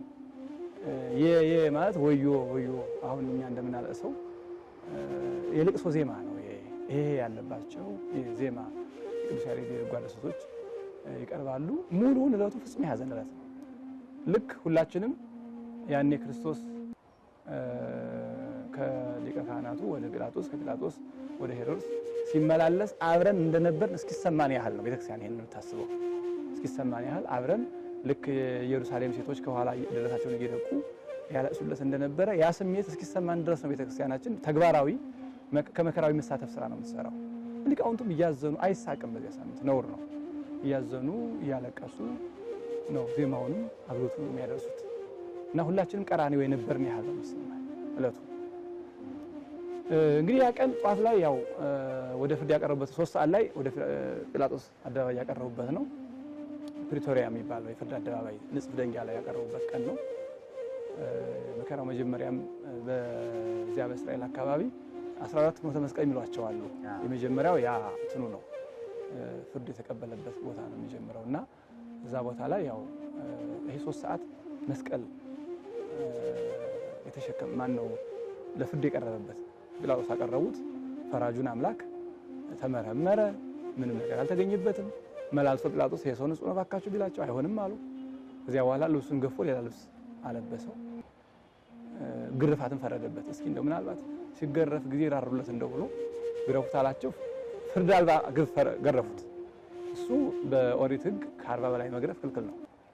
41 የገረፈ ሰው ርኩስ ነው ራሱ ይገረፋል። እነሱ ግን ቁጥር እያሳሳቱ የማይቆጠር ወደ 6666 እኔ የታወቁት ናቸው። ብዙ ሌላው መከራን ግን 6666 ጊዜ በሙሉ ሰውነቱ ስጋው ተነሱ 1 2 ተብሎ እስኪቆጠር ድረስ ገረፉት። ይሄ 3 ሰዓት አካባቢ የነበረ መከራ ነው። እንግዲህ ያው ከጲላጦስ አደባባይ እስከ መቃብር ድረስ ነው 14 መስቀሎች የሚቆጠሩት። የመጀመሪያው ያ ፍርድ የተፈረደበት ቦታ ነው ጲላጦስ አደባባይ አንደኛው ምዕራፍ 6 ሰዓት ሲሆን መስቀል አሸክመውታል። የሾህ አክሊል ደፍተውበታል። ልብሱን ገፈውታል። ይሄ የተከናወነው እዛ ከፍርዱ አደባባይ ከዛ በኋላ በእነሱ ሕግ ያው የሚሰቀል ሰው መስቀል ተሸክሞ ነው የሚጓዘው። በተለይ ደግሞ ክርስቶስን በጣም ይጠሉታል። በሌላ ታሪክም ሲነገር እንደሰማ ነው መስቀሉን ያዘጋጀው ሰው በርባን ይሰቀላል የሚል ጥርጣሬ ነበረው። በርባንን በጣም ይጠላዋል። በርባን ከዛ በፊት ኢየሩሳሌም አካባቢ አመጽ አስነስቶ ብዙ ወጣቶች አልቀዋል። የዚህ ሐናጺም ልጁ ሞቶበታል በርባን ባስነሳው አመጽ እና በርባን ያኔ ተይዞ ቀርቧል። እንግዳውስ በርባን ከተሰቀለ መከራ እንዲጸናበት ብሎ ከበድ ያለ መስቀል አዘጋጀ። መቼም የሚሰቀለው በርባን ነው በሚል ክርስቶስ ደግሞ በደለኞች ፈንታ ለመሰቀል ስለመጣ ይሁዳ በርባን የሚስቱ ዘመድ ነው 30 ብር ሲዋዋላቸው በርባንን እንድፈቱልኝ አደራ ብሏቸዋል። ለዛ ነው ህዝቡ ሁሉ እኮ በርባንን ፍታልን ክርስቶስን ስቀል ማንኛውን ይላቸዋል ጲላጦስ እንደው ደጉን ይመርጣሉ ብሎ ክሱም አይሆን ነው። ቤተ መቅደስን አፈርሰዋለሁ ብሏል። እንደውም እሱ ያለው አፍርሱትና ሰራዋለሁ ቢላቸው ቤተ መቅደስን አፍርሼ ሰራዋለሁ ይላል። አፍርሶ ይተውብናል አሉ። እሱ ግን አፍርሱትና አስነሳዋለሁ ግደሉኝና እነሳለሁ ማለት ነበር። አፈርሳለሁ ብሏል። ኦሪትን ይሽርብናል፣ ድውይ ይፈውሳል፣ ሙት ያስነሳል፣ ለምጽ ያነጻል ነው። ይሄ ያሸልማል እንጂ አያስከስስ። እንዲህ ስለሆነ ይተውታል ብሎ ደጋግሞ ማንን መስቀል ስለ በዓሉ ማንን ልፍታ ይላል ጲላጦስ እየደጋገመ በርባንን ተውልን አህዩ ለነ በርባንሃ ወኢየሱስ አይስቀሉ። ከዛ በኋላ አህየው ወልወሙ በርባንሃ ወኢየሱስ አይስቀሉ የስድስቱ ሰዓት ላይ አሁንም አንዱ ዜማ ይሄን ይገልጻል። በርባንን ለቀቀላቸው፣ አዳነላቸው፣ ክርስቶስ ሰቀለላቸውና ያ ከባድ መስቀል ከዛ አደባባይ ጀምሮ ተሸከሙት ክርስቶስን። እንግዲህ እነዚህ ቅድም ያልናቸው 14ቱ የወደቀበት ቦታ እናቱ ጋር የተያየበት ድጋሚ ወደ 3 ጊዜ ወድቋል፣ የወደቀበት ሴቶቹ ወደታቸው የወደቁበት እነዚህ ናቸው። ወደ 14 የሚሞቱት እስከ መቃብሩ ያሉት ናቸውና ከዛ እንግዲህ መከራው የሚጀምረው ይሄ ማን ነው? የመስቀሉ በግንድ አስረው መስቀል ብቻ አይደለም የሚያሸክሙት፣ ከኋላና ከፊት በግንድ አስረው የሚጎቱት ወታደሮች አሉ። የፊተኞቹ በኃይል ሲገፉት የኋለኞቹ ይለቁታል። ከላይ መስቀል ተሸክሞ በደረቱ ይወድቃል። ያን ጊዜ ከኋላ የነበሩት መጥተው እላዩ ላይ ይወጡበታል። ግንዱ ከኋላም ከፊትም ይመታዋል። እንደገና ደግሞ ኋለኞቹ ምን ያስቸኩልሃል ልትሰቀል እንጂ ልትሸለም አትሄድ ብለው ወደ ኋላ ሲጎትቱት ወደ ኋላ ከግንዱ ላይ ይወድቃል። የፊተኞቹ መጥተው ደረቱ ላይ ይቆሙበታል። እንዲህ ያለ ነው መከራ የተቀበለው። በጥቂቱ የሚያውቋቸውን ነው እስራኤል አካባቢ 14 የሚሏቸው። በእኛ ቤተክርስቲያን 36 ጊዜ እንደወደቀ ይነገራል። ከጲላጦስ አደባባይ እስከ ቀራንዮ ድረስ 36 ጊዜ ወድቋል። ስግደትም ሲሰገድ 12 አሁን ስሚያ 36 ስግደት ነው የሚሰገደው በእያንዳንዱ ሰዓት ያንን በማሰብ። ስለዚህ ያው ያን ሁሉ መከራ እየተቀበለ ወደ ቀራንዮ ተጓዘ። በተለይ የኢየሩሳሌም ሴቶች የመከራው ጽናት ፊቱ ደም ለብሶ መስቀል ተሸክሞ የሾህ አክሊል ተደፍቶበት ሰውነቱ በሙሉ ቆስሎ ያን ያህል መከራ እየደረሰበት እያንሽሟጠጡበት እየሰደቡት ደረታቸው ይደቁ አለቀሱ። እናንተ ዘወር ብሎ እናንተ የኢየሩሳሌም ሴቶች ስለኔ አታልቅሱ፣ ይልቅስ ለራሳችሁ አልቅሱ። ምን ነው ያልወለድን የሚባልበት ዘመን ይመጣል። ተራሮች በተጫኑን የሚባልበት ዘመን ይመጣል። ያልወለዱ ማህፀኖች ተባረኩ ናቸው የሚባልበት ዘመን ይመጣልና ለራሳችሁ አልቅሱ እንጂ ለኔ አታልቅሱ ብሎ ዞሮ ተናገረ። አንደኛው ምዕራፍ ያ ነው ከ14ቱ እዛ ፍኖተ መስቀል ከሚሏቸውና እንዲህ እያለ ያው መጨረሻ ላይ በተለይ እመቤታችንና ጌታችን አይን ላይ የተያዩበት ቦታ አለ። ከመሰቀሉ በፊት የአርመኖች ቤተክርስቲያን አሁን የሚገኝበት ስቃይ እግዝእትነ ማርያም እመቤታችን ስቃይ የድንግል ስቃይ ብለው ቤተክርስቲያን ያሰሩበት ቦታና ያ ቦታ አይኑ ከላይ ከባክለሶ የፈሰሰው ደሙ ከሚገፋው መገፋት የተነሳ የሚወርደው ላቡና ደሙ ተዋህዶ በአይኑ እየፈሰሰ እመቤታችን ደግሞ አይሁድ ከልክለዋት ከመከራው አላስደረሳት ብለው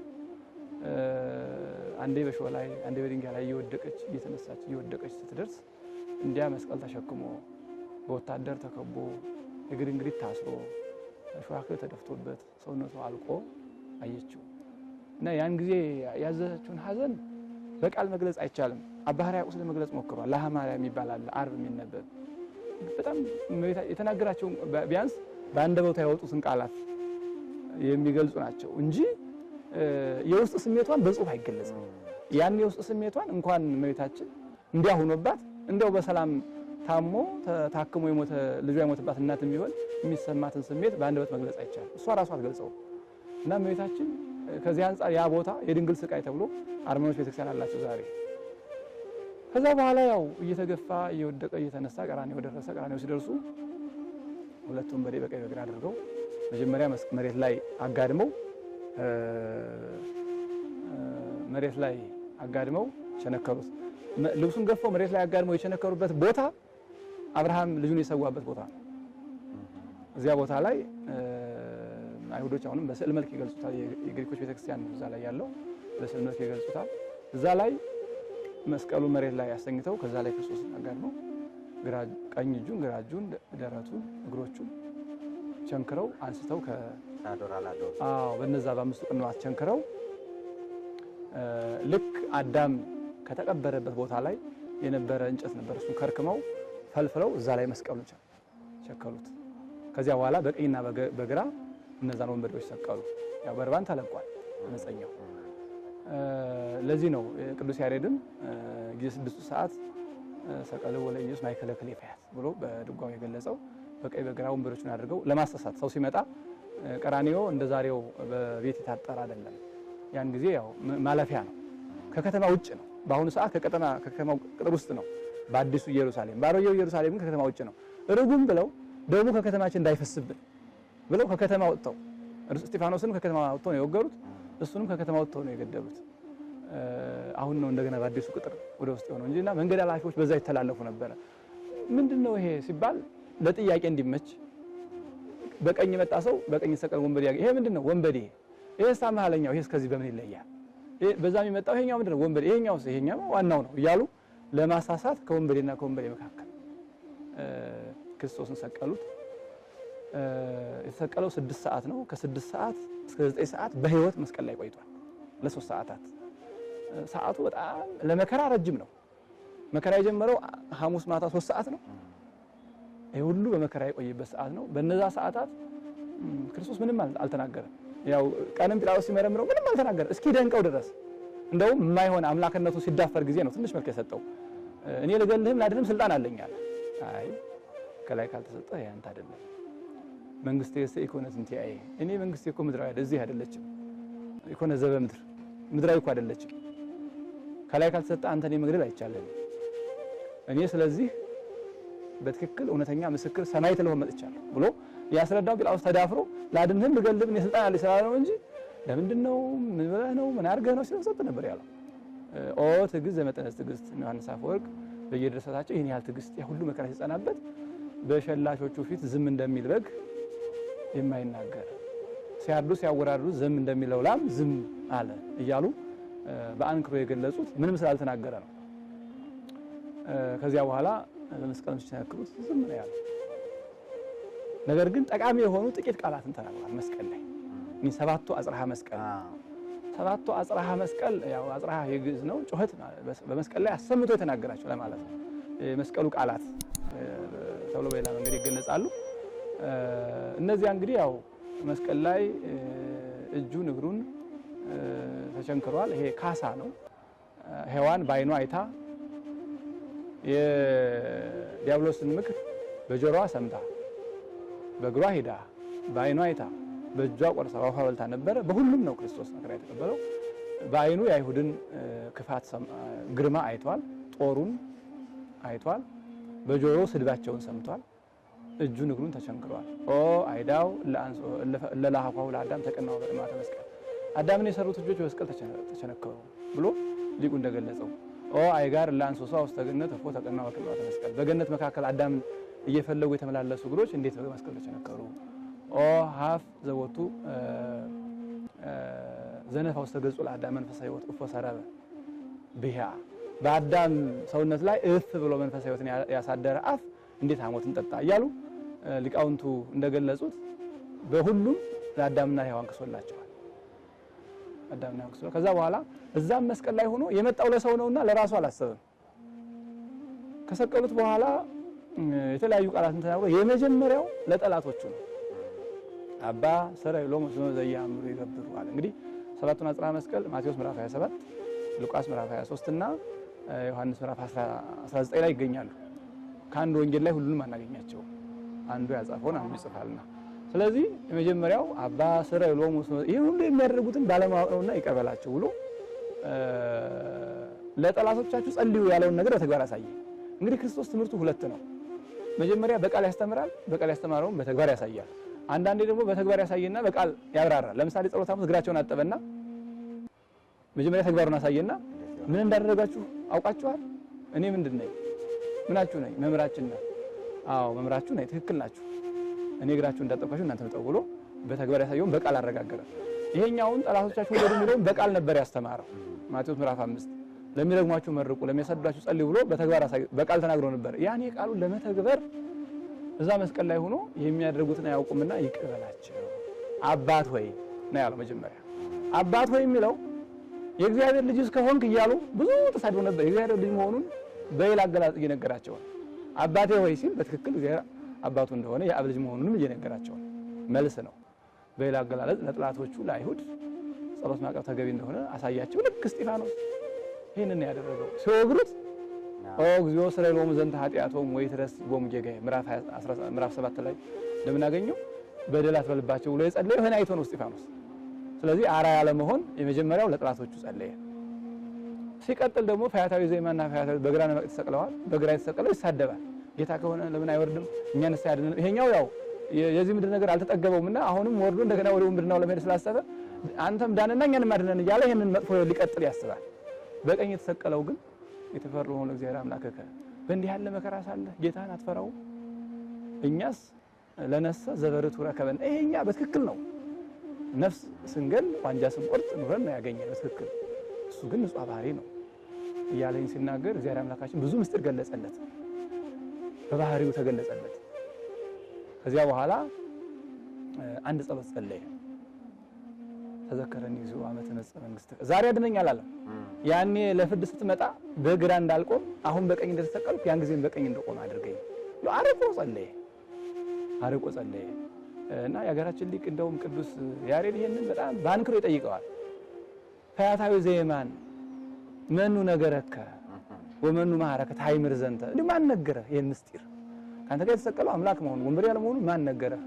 ይልና ራሱ መንፈስ ቅዱስ ተገልጾለት ሲመልስ ነቢያተ ያሐተትኩ ወሐዋርያተ ኢተሎኩ። እኔ ነቢያትንም አልጠየቅኩም ሐዋርያትንም አልተከተልኩም። አላ ፀሐይ ቀጸበተኒ ሶበሪኢኩ አመንኩ። ፀሐይ ጠቀሰችኝ ስትጨልም አምላኳ መሆኑን ተረዳሁ፣ ያን ጊዜ አመንኩ ብሎ ቅዱስ ያሬድ ራሱ ጠይቆ ራሱ ይመልሳል። እና ከዚያ በኋላ ጌታችን ግን በግልጽም ትንቢት ተናግሮልን ነበር።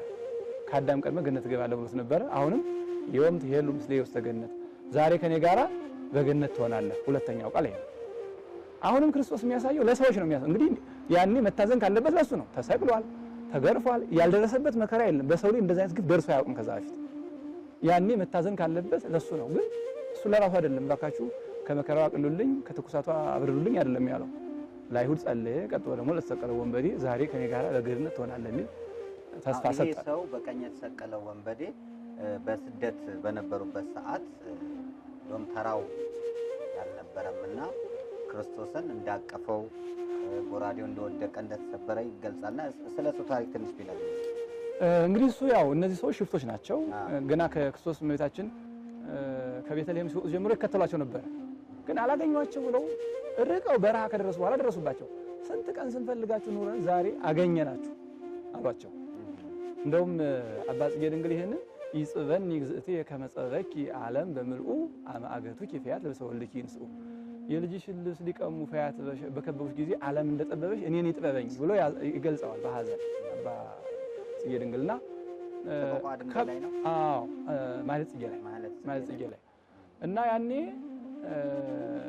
ሰሎሜ ደንግጣ የጌታን ልብስ ወረወረችላቸው ልብሱን ይዘው እንዲሄዱ ብላ።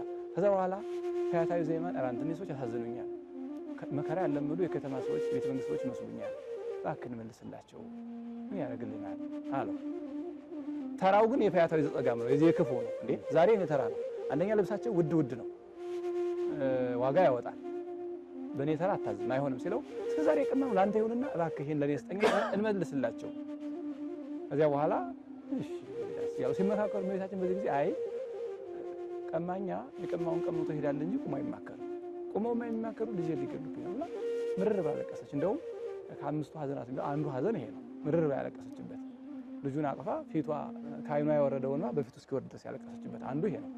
ከዛ በኋላ እሺ ተባብለው ልብሱን መለሱላቸው። ይሄኛው ሕፃኑን አዝሎ ሾኮ ብሎ ወደ የሚሄዱበት ሲሸኛቸው ሰይፉ ተሰበረ። ሲያዝን ሰይፉን መልሶ በተአምራት ጠገነለት እና ከአዳም ቀድመህ ገነት ትገባለህ። የዛሬ 30 ዓመት አንተና እኔ አብረን እንሰቀል፣ አንተ በቀኝ ይሄኛው በግራ ይሰቀላል፣ አንተ የኔ ፈንታ ነው ያኛው የዲያብሎስ ፈንታ ነው፣ ከአዳም ቀድመህ ገነት ትገባለህ ተስፋ ነበር። ስለዚህ አሁን ያደረሰ አለው። እንደውም ይሄ ሰውዬ ርህራሄ ያለው አባቶች በመንግስት ተረኩ እንደሰማሁት ርህራሄ ያለው ሰው ነው። በቀኝ የተሰቀለው ርህራሄ ሽፍታ ነው፣ ርህራሄ ያለው ስራ ሆኖበት ነው። ብዙ ጊዜ መልአኩ አላስገባው ብሎ ነበር እኮ ደመ ማኅተሙን ሰጥቶት ድርሳነ ፈያታዊ ይባላል ዓርብ ላይ የሚነበብ እና አንተ አዳም ነህ፣ አብርሃም ነህ፣ ይስሐቅ ነህ፣ ያዕቆብ ነህ፣ ሴት ነህ፣ ሙሴ ነህ፣ ዳዊት ነህ ያስጠይቁ። በፍጹም እነሱን አይደለም ደግ ሰው አይደለም ሲጀመር ነው ያለው። እኔማ ነፍሰ ገዳይ ነኝ። ታዲያ እነሱ ሁሉ መጀመሪያ ሳይመጡ አንተ እንዴት ገባ? አምላክ እንጂ ሙቶ በደሙ ዓለምን አዳነ። ታዲያ እነሱ ለምን ቀድመው አልመጡም? እኔ እንዲህ ነበርኩና ቀድሞ ላከኝ እና ደግነቱ ሲጠይቀው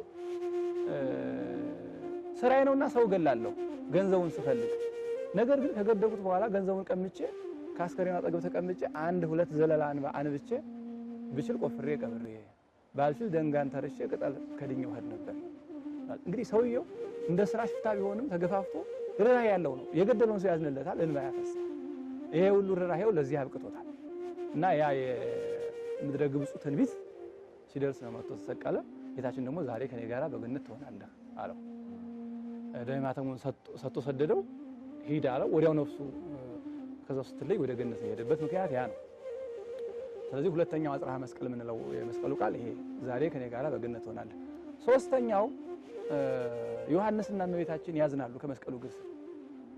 ጥቂት ደናግሎች ናቸው አብረው ያሉት። የሀገራችን ሊቅ አንጻረ መስቀል ቀዊሞ ዮሐንስ በከየ እንዘ ይብል ወይሌ ወይኔ ወዮልኝ እያለ መስቀሉ ፊት ዮሐንስ አለቀሰ። አማኡ ተከርሱ ከመነደ እሳት ወይ አንጀቱ እንደ እሳት ተቃጠለ ሐዘኑን ሲገልጸውና እመቤታችንም በዛ ነው ታለቅሳለች፣ እሱም ያለቅሳል። ከዚያ በኋላ ሁለቱን አደራ እመቤታችንን እና ዮሐንስን እነኋት እናትህ ብሎ ምልጃ የምታውቅ እናት የእሱ እናት እንዲሰቀል ለምና ስለነበር ወንጌል ላይ እንደተጻፈው እነኋት እናትህ ብሎ እመቤታችን ለዮሐንስ እነሆ ልጅሽ ብሎ ሌላ ልጅ ስለሌላት በድንግልና ጸንሳ በድንግልና የወለደች ያላባት ብቻውን ያሳደገች ስለሆነች ለእመቤታችን ደግሞ እንዲረዳት እንዲያግዛት ዮሐንስን። ስለዚህ በዚህ አንጻር ዮሐንስ የዓለምን ሕዝብ ወክሎ እመቤታችን ለእናትነት የተቀበለበት የዓለም ሕዝብ ደግሞ በዮሐንስ አማካኝነት ለእመቤታችን ልጅ ሆኖ የተሰጠበት ጊዜ ነው ያ እና ሶስተኛው ቃል እና እምከ ነዋ ወልድኪ የሚለው ነው። እነሆ ልጅሽ እነኋት እናትህ። ከዛ በኋላ አራተኛው ላይ የዓለምን ሕዝብ ወክሎ ሰው ስለማይገባው መናፍቃኑ በተለይ ያጣምሙታል። ኤሎሄ ኤሎሄ ላማ ሰበቅታኒ አለ። በእኛ ወደ ግዕዝ ሲተረጎም አምላኬ አምላኬ ለምን ታደገኝ፣ አምላኬ አምላኬ ለምን ተውከኝ አለ እና በዕብራይስጥ ሲናገር ኤሎሄ ኤሎሄ ኤልማስ ሲል ኤልማስ የምትለውን ቃል ስንት ኦይ ኤልያስን ይጣራል። ኤልያስ ከመጣ ያድነዋል፣ እስካሁን ኤልያስ አልሞተምና ኤልያስ ከመጣ ያድነዋል ብለው ቶሎ ሐሞት ፍለጋ መርዝ ፍለጋ የተሯሯጡ ቶሎ እንዲሞት ኤልያስን ይጣራል። እስኪ ያድነው እንደሆነ እናያለን እያሉ ይዘብቱ ጀመር። እሱ ግን አምላኬ አምላኬ ለምን ተውኸኝ ማለት ነው። አሁን ለምን ተውኸኝ ማለት እሱ አምላክ ያልሆነ ሆኖ አይደለም። ይሄ ጸሎት የአዳም ጸሎት ነው። አዳም መጸለይ የማይችል ሆኗል። እንደ አሳ ድምፁ የማይሰማ ፍጡር ነው። እንደ አሳ ሆኗል፣ ድምፁ የማይሰማና አዳምን ወክሎ ነው አምላኬ አምላኬ ለምን ተውኸኝ አለ። የተሰቀለውም አዳም ወክሎ ነው። እንደውም ቅድመ ወንጌል ሞት ሰም ደለው ለአዳም ስቁለ በመስቀል ተሰቅሎ ሞት የሚገባው ለአዳም ነበረ። የተሰቀለው አዳምን ተክቶ ነው ክርስቶስ። የአዳም ሞት እየከፈለለት ነው። ዳግማዊ አዳም ሆኖ የአዳምን ዕዳ እየከፈለ እንግዲህ ደግ ሰው ዝም ብሎ ናውጣ ከእስር ቤት አይልም። የተወሰነበትን ብር ይሄን ያህል ሺህ ብር ከተባለ ያን ከፍሎ ነው ይውጣልኝ የሚለው። አሁን ዕዳው ሞት ስለነበር የአዳምን ሞት እየሞተ ነው። ጸሎቱም የአዳም ጸሎት ነው። አምላኬ አምላኬ ለምን ተውኸኝ የአዳም ጸሎት ነው። ለምን ተውኸኝ፣ ለምን ታደገበኝ፣ ለምን ተውከኝ እንደማለት ነውና አራተኛው ይሄ ነው። አሁንም ለዓለም ሕዝብ ከዚያ በኋላ አምስተኛው ተጠማሁ አለ። ጸማይኩ አለ። ያን ጊዜ እነሱ አይ እንግዲያስ ኤልያስ መጥቶ ሲያድነው ቶሎ ብለው የዝሆን አሞቱን መጻጻውን ቀላቅለው አጠጡት። በሰፍነግ እንደ ስፖንጅ ባለ ነክረው ከከንፈሩ ሲጨምቁት ወዲያውኑ ተፋው። ይህ ኃጢአት ምሳሌ ነው። ኃጢአት በሰራችሁ ጊዜ ወዲያውኑ በንስሐ አስወግዱት ለማለት። ወዲህም ደግሞ የነቢያት ትንቢት ነው። አስተይዩን በያለ ጽምኤ ለጥማቴ ሐሞት አጠጡኝ የሚለው ትንቢት እንዲፈጸም ያንን አደረገ። ከዛ በኋላ እኛ እንደውም ቅዱስ ያሬድ በዝማሬ ድርሰቱ ላይ አስተዩከ በያዘ ምስለ ሐሞት ከመለነ ታስተየነ ደመገቦክ የጎንን ሕይወት የሚሰጠውን ደምህን ለኛ ታጠጣን ዘንድ አንተን ግን ሐሞት አጠጣ። አንተ ሐሞት ጠጥተህ ለኛ መድኃኒት አጠጣህ ብሎ ቅዱስ ያሬድ በዝማሬ ገልጸዋልና ከዛ በኋላ ጸማይኩ አለ። ይሄ አምስተኛው ቃል ነው። ከዚያ በኋላ ስድስተኛው አባ አመሐጽ ነፍሴ ውስተ እዴከ ክቡር፣ አባቴ ሆይ ነፍሴን በእጅህ አደራ ሰጣለሁ አለ። በዮሐንስ ወንጌል ሲያስተምር መጀመሪያ ዮሐንስ 10 ላይ ነፍሴን እኔ ነኝ የምለያት እንጂ ማንም ስልጣን የለውም ብሎ ተናግሮ ነበር። አሁን በገዛ ስልጣኑ ነፍሱን እንደሚለይ አባ አመሐጽ ነፍሴ። እንግዲህ ከዛ በፊት ሰው ሁሉ በሰይጣን ነበረ ነፍሱ ከስጋ የምትለየው። መልአከ ሞት አስጨንቆ 40 ቀን 80 ቀን ነበረ። አሁን ያቀረል አብነት ሆነን አራያ ሆነን። ስለዚህ አባ አመሐጽ ነፍሴ ብሎ ከዚህ በኋላ የሰው ልጆች ነፍስ በመዓዛ ገነት በይባይ መላእክት ያለ ፈራ ክቡር ሞቱ ለጻድቅ በደስታ በመዓዛ ገነት የምትለይ መሆኗን ለማመልከት አባ አመሐጽን አባቴ ነፍሴን በእጅህ አደራ ሰጣለሁ አለ። መጨረሻ ሰባተኛው ተፈጸመ ኩሉ በነቢያት የተነገረው ትንቢት የተቆጠረው ሱባኤ የተመሰለው ምሳሌ አጽነነ እርሷ ወደ ፈያታዊ ዜማን ዘንበል ብሎ ተፈጸመ አለ። ያን ጊዜ ነፍሱ ከስጋው ተለየችና ሰባቱ አጽርሐ መስቀል የምንላቸው እነዚህ ናቸው። ሰባት ታምራት ተደርገዋል። ያን ጊዜ ሰባት ታምራት ተደርገዋል። በሰማይ 3 በምድር 4። በሰማይ 3 ፀሐይ ጨልማለች፣ ጨረቃ ደም ሆናለች፣ ከዋክብት ተረግፈዋል። በምድር ደግሞ መቃብራት ተከፍተዋል፣ አይባን ተፈትተዋል፣ ድንጎች ተፈረካክሰዋል፣ ሙታን ተነስተዋል። ወደ ከ500 በላይ የሚሆኑ ከ600 በታች በ600 እና በ500 መካከል የሚሆኑ ሙታን ተነስተዋል። የቤተ መቅደስ መጋረጃ ከሁለት ተከፍሏል።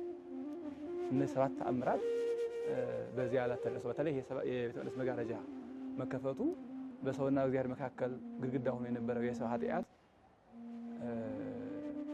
መወገዱና መጋረጃ ሲገለጽ ወደ ቤት መግባት እንደሚቻለው ሁላችንም ወደ ርስታችን ወደ መንግሥተ ሰማያት ወደ ገነት መግባት እንደምንችል በሩን እንደከፈተልን ሊቃውንቱን በትንሣኤ ቅዱስ ያሬድ ድርሰት ላይ እስመ ሐደሰ ለነ ግብተ በመንጦላዕተ ሥጋው በሥጋው መጋረጃነት ተሰቅሎ አዲስ ጎዳና ወደ ገነት የሚያደርስ ጎዳና ከፈተልን ነው። ቅዱስ ያሬድ እንደሚያመሰግኑት የቤተ መቅደስ መጋረጃ መከፈቱ እኛ ከዚህ በኋላ የተዘጋብን ደጅ እንደተከፈተልን ዳግመ ተርኅወ ለነ በሔዋን ምክንያት የገነት ተዘጋ፣ በእመቤታችን ምክንያት ተከፈተ ብሎ አባ ኤፍሬም እንደገለጸው በሩ እንደተከፈተልን ለማሳየት የቤተ መቅደስ መጋረጃ ከሁለት ተሰነጠቀ። እኒህ ታምራት ተደርገዋል በዕለተ ዓርብ ላይ። አሁን አንዳንድ ሰዎች ሲያነሱ መጽሐፈ ባልቴት ነው ጨረቃ ብርሃኗን በከለከለች ደም በመሆነች ሰዓት፣ ፀሐይም ብርሃኗን በከለከለች ሰዓት ጨለማ ነው። በጨለማ ውስጥ ቡናና ጫት በቀለ ባዶስ ፈርስ ላይ ብለው የሚናገሩት አለ። እንግዲህ ጨለማ ከሆነ እንዴት አዩት ነው? ይሄ ፍጹም ያልሆነ ስርዓት ነው የሆነው። አሁን እርሶ የነገሩን 7ቱ ተአምራቶች ናቸው። አሪዮስ ጀመሪያ ጊዜ የለም አልነበረም። አሪዮስ የተነሳው በ325 አካባቢ ነው። ዘመኑም አይደለም። ያው የተለያዩ ነገሮች ይተረካሉ። ሌሎች ሲደርቁ ሳይደርቁ ቀሩ፣ ሌሎቹ አድኖ ሲያደርጉ ሲሰግዱ አንሰግድም አሉ የሚል አለ እና ከፍጡራን ሲጀመር አመፀኛ እስካሁን መጀመሪያ ሰይጣንና ሰራዊቱ ከዚያ በላይ ሰው ልጅ ነው እንጂ ሌሎች ፍጡራን እስካሁን ድረስ ሕገ ተፈጥሯቸውን ጥሰው አያውቁም። ለእግዚአብሔር እምቢ ደመናት፣ ቅዱስ እጽዋት፣ አይባን በተለይ 3 ደቂቅ ገልጸውታል እኮ በምስጋናቸው ላይ መብረቅ፣ ደመና፣ ጉሙ፣ ተራራው፣ ወንዙ፣ ዝናቡ፣ ክረምቱ እግዚአብሔር ያመሰግናል። እግዚአብሔር የማያመሰግን የለም፣ የማይገዛም የለም። እና ይሄ እንዲያው ለማስጠላት እንግዲህ ከሆነ ዘንድ ለማስጠላት ኋላ ላይ የሰው ልጅ ምሳሌ ቡናን አዘውትሮ ይይዝና ሱሰኛ ሆኖ አንድያውን ጾም ለመጾም እስከሚቸገርበት ሰዓት ሲደርስ ለማስጠላት ሲባል ሲከለክሉ፣ አንዳንዶች ደግሞ ያን ክልከላ ለማጽናት ሲሉ አንዳንዴ የማይሆን ነገር ውስጥ ይገባሉ እንጂ ከዚህ ጋር የሚያያዝ ከስቅለቱ ጋር የሚያያዝ ክርስቶስን የማያውቅ እንጨት አለ የሚያንግስ ማለት ነው። ጎኑን በጦር ሲወጋ ደምና ወጥቶታል። ያም በቀኝ ለተሰቀለ ወንበዴ ጥምቀት ሆኖታል ይባላልና ጎኑን በጦር የወጋውም አይኑ እንግዲህ የሰውዬ ለንጊኖስ ነው የመጣው። ከሞተ በኋላ ነው። ልክ አጽነነ ነፍሱን ከስጋው ከለየ በኋላ ነው የመጣውና ሰውየው ከነዚህ ክፎች አይሁድ ከምክራቸው አልተባበሩም ብሎ ተሸሽጎ ነው በረሃ። ነገር ግን አዋጅ ታውጇል። በዚህ በክርስቶስ መከራ ያልተሳተፈ ሰው ንብረቱ ይወረሳል፣ ቤቱ ይተኮሳል ተብሎ አውጆ ስለነበረ ያ መከራ እንዳይደርስበት እየጠየቀ አይ አሁንስ ነፍሱ ከስጋው ተለይቷል ሲሉት ከሞተ በኋላማ ምን ያደርጋል ብሎ መጣ። ከምን ሆነ ይሄ መናጤ እያለ እነሱን ለመምሰል በያዘው ጦር ጎኑን ሲወጋው እንደ ለፊደል ሆኖ ውሃና ደም በጎኑ ፈሰሰ። እምገወከ ወይዘ ነቃማይ ዘቀደሶ ለፈያታ ይላል ቅዱስ ያሬድ። ሽፍታውን የቀደሰው ያ ውሃ ከጎን ፈሰሰ ይላልና ለዓለም ሁሉ ውሃው ለጥምቀታችን ደሙ ለመጠጣችን ነው። ከአንድ ምንጭ ነው የሚፈሱት እነዚህ። ይሄኛው የምንጠመቅበት ማየገቦ የሚለው ከዚህ የመጣ እንግዲህ ዛሬ ቀሳውስት ውሃውን አቅርበው መጽሐፈ ክርስትና ጸልየው ሰዓተ ቅዳሴ በባረኩት ጊዜ ያኔ ከጎኑ የፈሰውን ውሃ ይሆናል። ደረጃው ከዚያ ጋር እኩል ይሆናል፣ ይቀደሳል። የሁላችን የምንጠመቀው ጌታ ከጎኑ በፈሰሰ ማየገቦ ነው ማለት ነው። ማየገቦ ስንል ሲባረክ እንደዛ ይሆናል፣ ይቀደሳል ውሃው። ኃይለ እግዚአብሔር መንፈስ ቅዱስ እንዲህ ያደርገዋል። ስለዚህ ለንጊኖስ ነው። ለንጊኖስ ተፈናጥቆ ሲነካው አንድ አይና ነበረ፣ አይኑን በርቶለታል። ከዚህ በኋላ ንጊኖስ ሰማዕት ነው የሆነው። በስንክሳር ወዛቲ ዕለት አይረፈ ለንጊኖስ ሰማዕት ይለዋል። ጲላጦስም ሰማዕት ነው። ጲላጦስ ሰማዕት ነው። ሰፊ ነው። ትንሳኤው ላይ ስንደርስ ብዙ እንዲህ ሰማዕትነት የገጠማቸው ሰዎች ወደ እሱ እንመጣለን። ከዛ በፊት በዕለተ ዓርብ ከሚከናወኑ ነገሮች አንዱ ጥብጣቦ ይካሄዳል፣ ስግደት ይካሄድና 41 ብዙ ጊዜ 41 ስገዱ ነው የሚባለውና ሰው ትልቁን ኃጢአት ዝሙቱን፣ በደሉን፣ ተንኮሉን፣ መግደሉን ይተውና ቡናው ቅጫለው ልብስ አጥቤያለሁ ይባላል። 41 ጊዜ ስገድ ተባለ። ኃጢአቱን እንደ ቀለለለት አድርጎ ይቆጠራልና የዚህ ስርዓት ምን ይመስላል? የዕለተ ዓርብ ስግደት እና ጥብጣቤ ቀኖና ሲጀመር ንስሐ አይደለም። ከሆነም ለዛ ዕለት ነው፣ ለሕማማት ነው። በሕማማት ውስጥ በዓል ለሻሩ ሰዎች ለምሳሌ በሕማማት ምንም ነገር መንካት አይገባም። ሰሙነ ሕማማት ያንን ነው እንጂ አክርሞ ኃጢአት አክርሞ ለዛ ቀን ማድረስ ሲጀመር ነውር ነው። ወይ ተበሉ ለየሰም የሰም ሰተ ይሄ ለረሳ ለነገ አትበሉ ማለት ኃጢአትን ለነገ ተሰድሩ ማለት ነው። ኃጢአትን ለነገ ማሰደር አይገባም። የሌላውን ቀን ኃጢአት መናዘዝ ፈጽሞ ነውር ነው። ይሄ የእኛም የካህናቱ ድክመት ነው፣ የምዕመናኑ ስንፍና ነው። ነገር ግን በሰሙነ ሕማማት ለሰራናት ነገር ብቻ ነው ያኔ ጥብጣቤ የሚደረገው። ጥብጣቤ እንግዲህ ወይራ ነው የሚደረገው። ወይራ ጽኑ ነው፣ ከእጽዋት በጣም ጠንካራ ጽኑ ባህሪ አምላካችን ከጽኑ ኃጢአት ይቅር እንዲለን በዛ ሸብሸብ እያደረጉ ጽኑ በደል በድለናል ይቅር በለን እንድንል ለማድረግ ነው። ስግደቱ ግን ስርዓት ነው። ይችኛው ጥብጣቢዋ ንስሐ ናት። ከሰኞ ጀምረን በሰራና ኃጢአት ያን ጊዜ እናዘዛለን ከሰኞ በኋላ ላለችው። ስግደቱ ግን ከሰኞ ጀምሮ ስርዓት ነው። በዓሉ ራሱ የሚከበረው ስቅለት አብይ በዓል ነው። ከተሳቱ አበይት በዓላት አንዱ ስቅለት ነው። ስለዚህ በዚህ ሳምንት ሌላ በዓል አናከብር። ለምሳሌ እዛ ውስጥ እንግዲህ እመቤታችን ትሆናለች፣ ቅዱስ ሚካኤል ይሆናል፣ ባለጊዜ ይሆናል። በዓሉን የምናከብረው ከስቅለት የሚበልጥ በዓል ስለሌለ በስግደት ነው የምናከብረው። እሱ ላይ ልመጣ ነበረ። አሁን ልክ እርስዎ እንዳሉት ዕለተ ስቅለት ዓርብ ከዋለ አንዳንዶቹ መምህራን አይሰገድም ጎንበስ ነው የሚባለው ይለዋል። ሌላው ደግሞ ከክርስቶስ ስቅለት የሚበልጥ በዓል ስለሌለ ይሰገዳል የሚባልና በየዓመቱ ብዙ ጊዜ ክርክርን የሚያመጣ ነውና ስነ ስቅለት የክርስቶስ ስቅለት ዓርብ ወይም ማነው እመቤታችን ቀን ወይንም የግዝት የቅዱስ ሚካኤል ወይንም ባለ እግዚአብሔር ቢሆን ይሰገዳል። እንግዲህ አንዳንድ ነገሮችን ካለማስተዋል ነው። ስርዓተ ስግደት ሲሰራ የተሰራ አለ። 3 አይነት ስግደት አድንኖ፣ አስተብርኮ፣ ሰጊድ ነው። በእመቤታችን በጌታ በዓላት አድንኖ፣ በእመቤታችን በዓላት አስተብርኮ፣ በቅዱሳን ሰጊድ ነው። ሲጀመር እንዲህ ስግደት የሚከለክሉ ሰዎች አድንኖ እንኳን አያደርጉም። በጣም የሚያሳዝን። በጌታ በዓል አድንኖ ማለት ቢያንስ እንደዚህ ዘንበል ይባላል። መቼ ማለት ነው? ጌታ በዓል አሁን ከህማማት ውጭ ነው ይሄ ህጉ። ግን ይሄ ህግ ህማማትን አይመለከትም። ሲጀመር አሁን ያመጡባቸው ነው የተመታታባቸው ወደዚህ እና ህግ ሲሰራ በጌታ በዓላት አድንኖ ማለት ለምሳሌ አሁን እሑድ፣ ቅዳሜ፣ ባለጊዜ እንደዚህ ጥምቀት፣ ልደት ቢሆንና ሰውየው መስገድ ቢፈልግ አድንኖ ያደርጋል። በእመቤታችን በዓል አስተብርኮ ነው፣ ጉልበት መሬት እስኪነካ ድረስ። አሁን የስቅለት እመቤታችን ትሆንና የሚከራከሩ ሰዎች አስተብርኮ እንኳን አያደርጉም።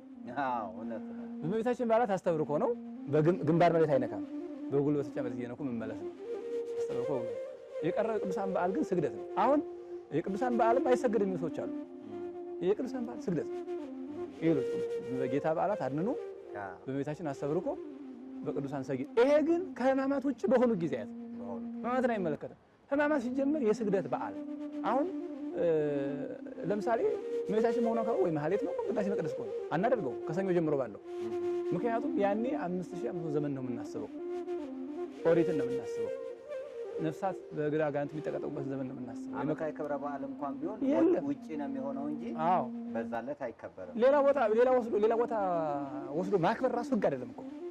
እንደው በዓሉ ይከበር እንደው አንዳንዴ ገቢ የሚያስገኛል ከሚል ነው እንጂ እዚያ ላይ ከዋለ ዋለ።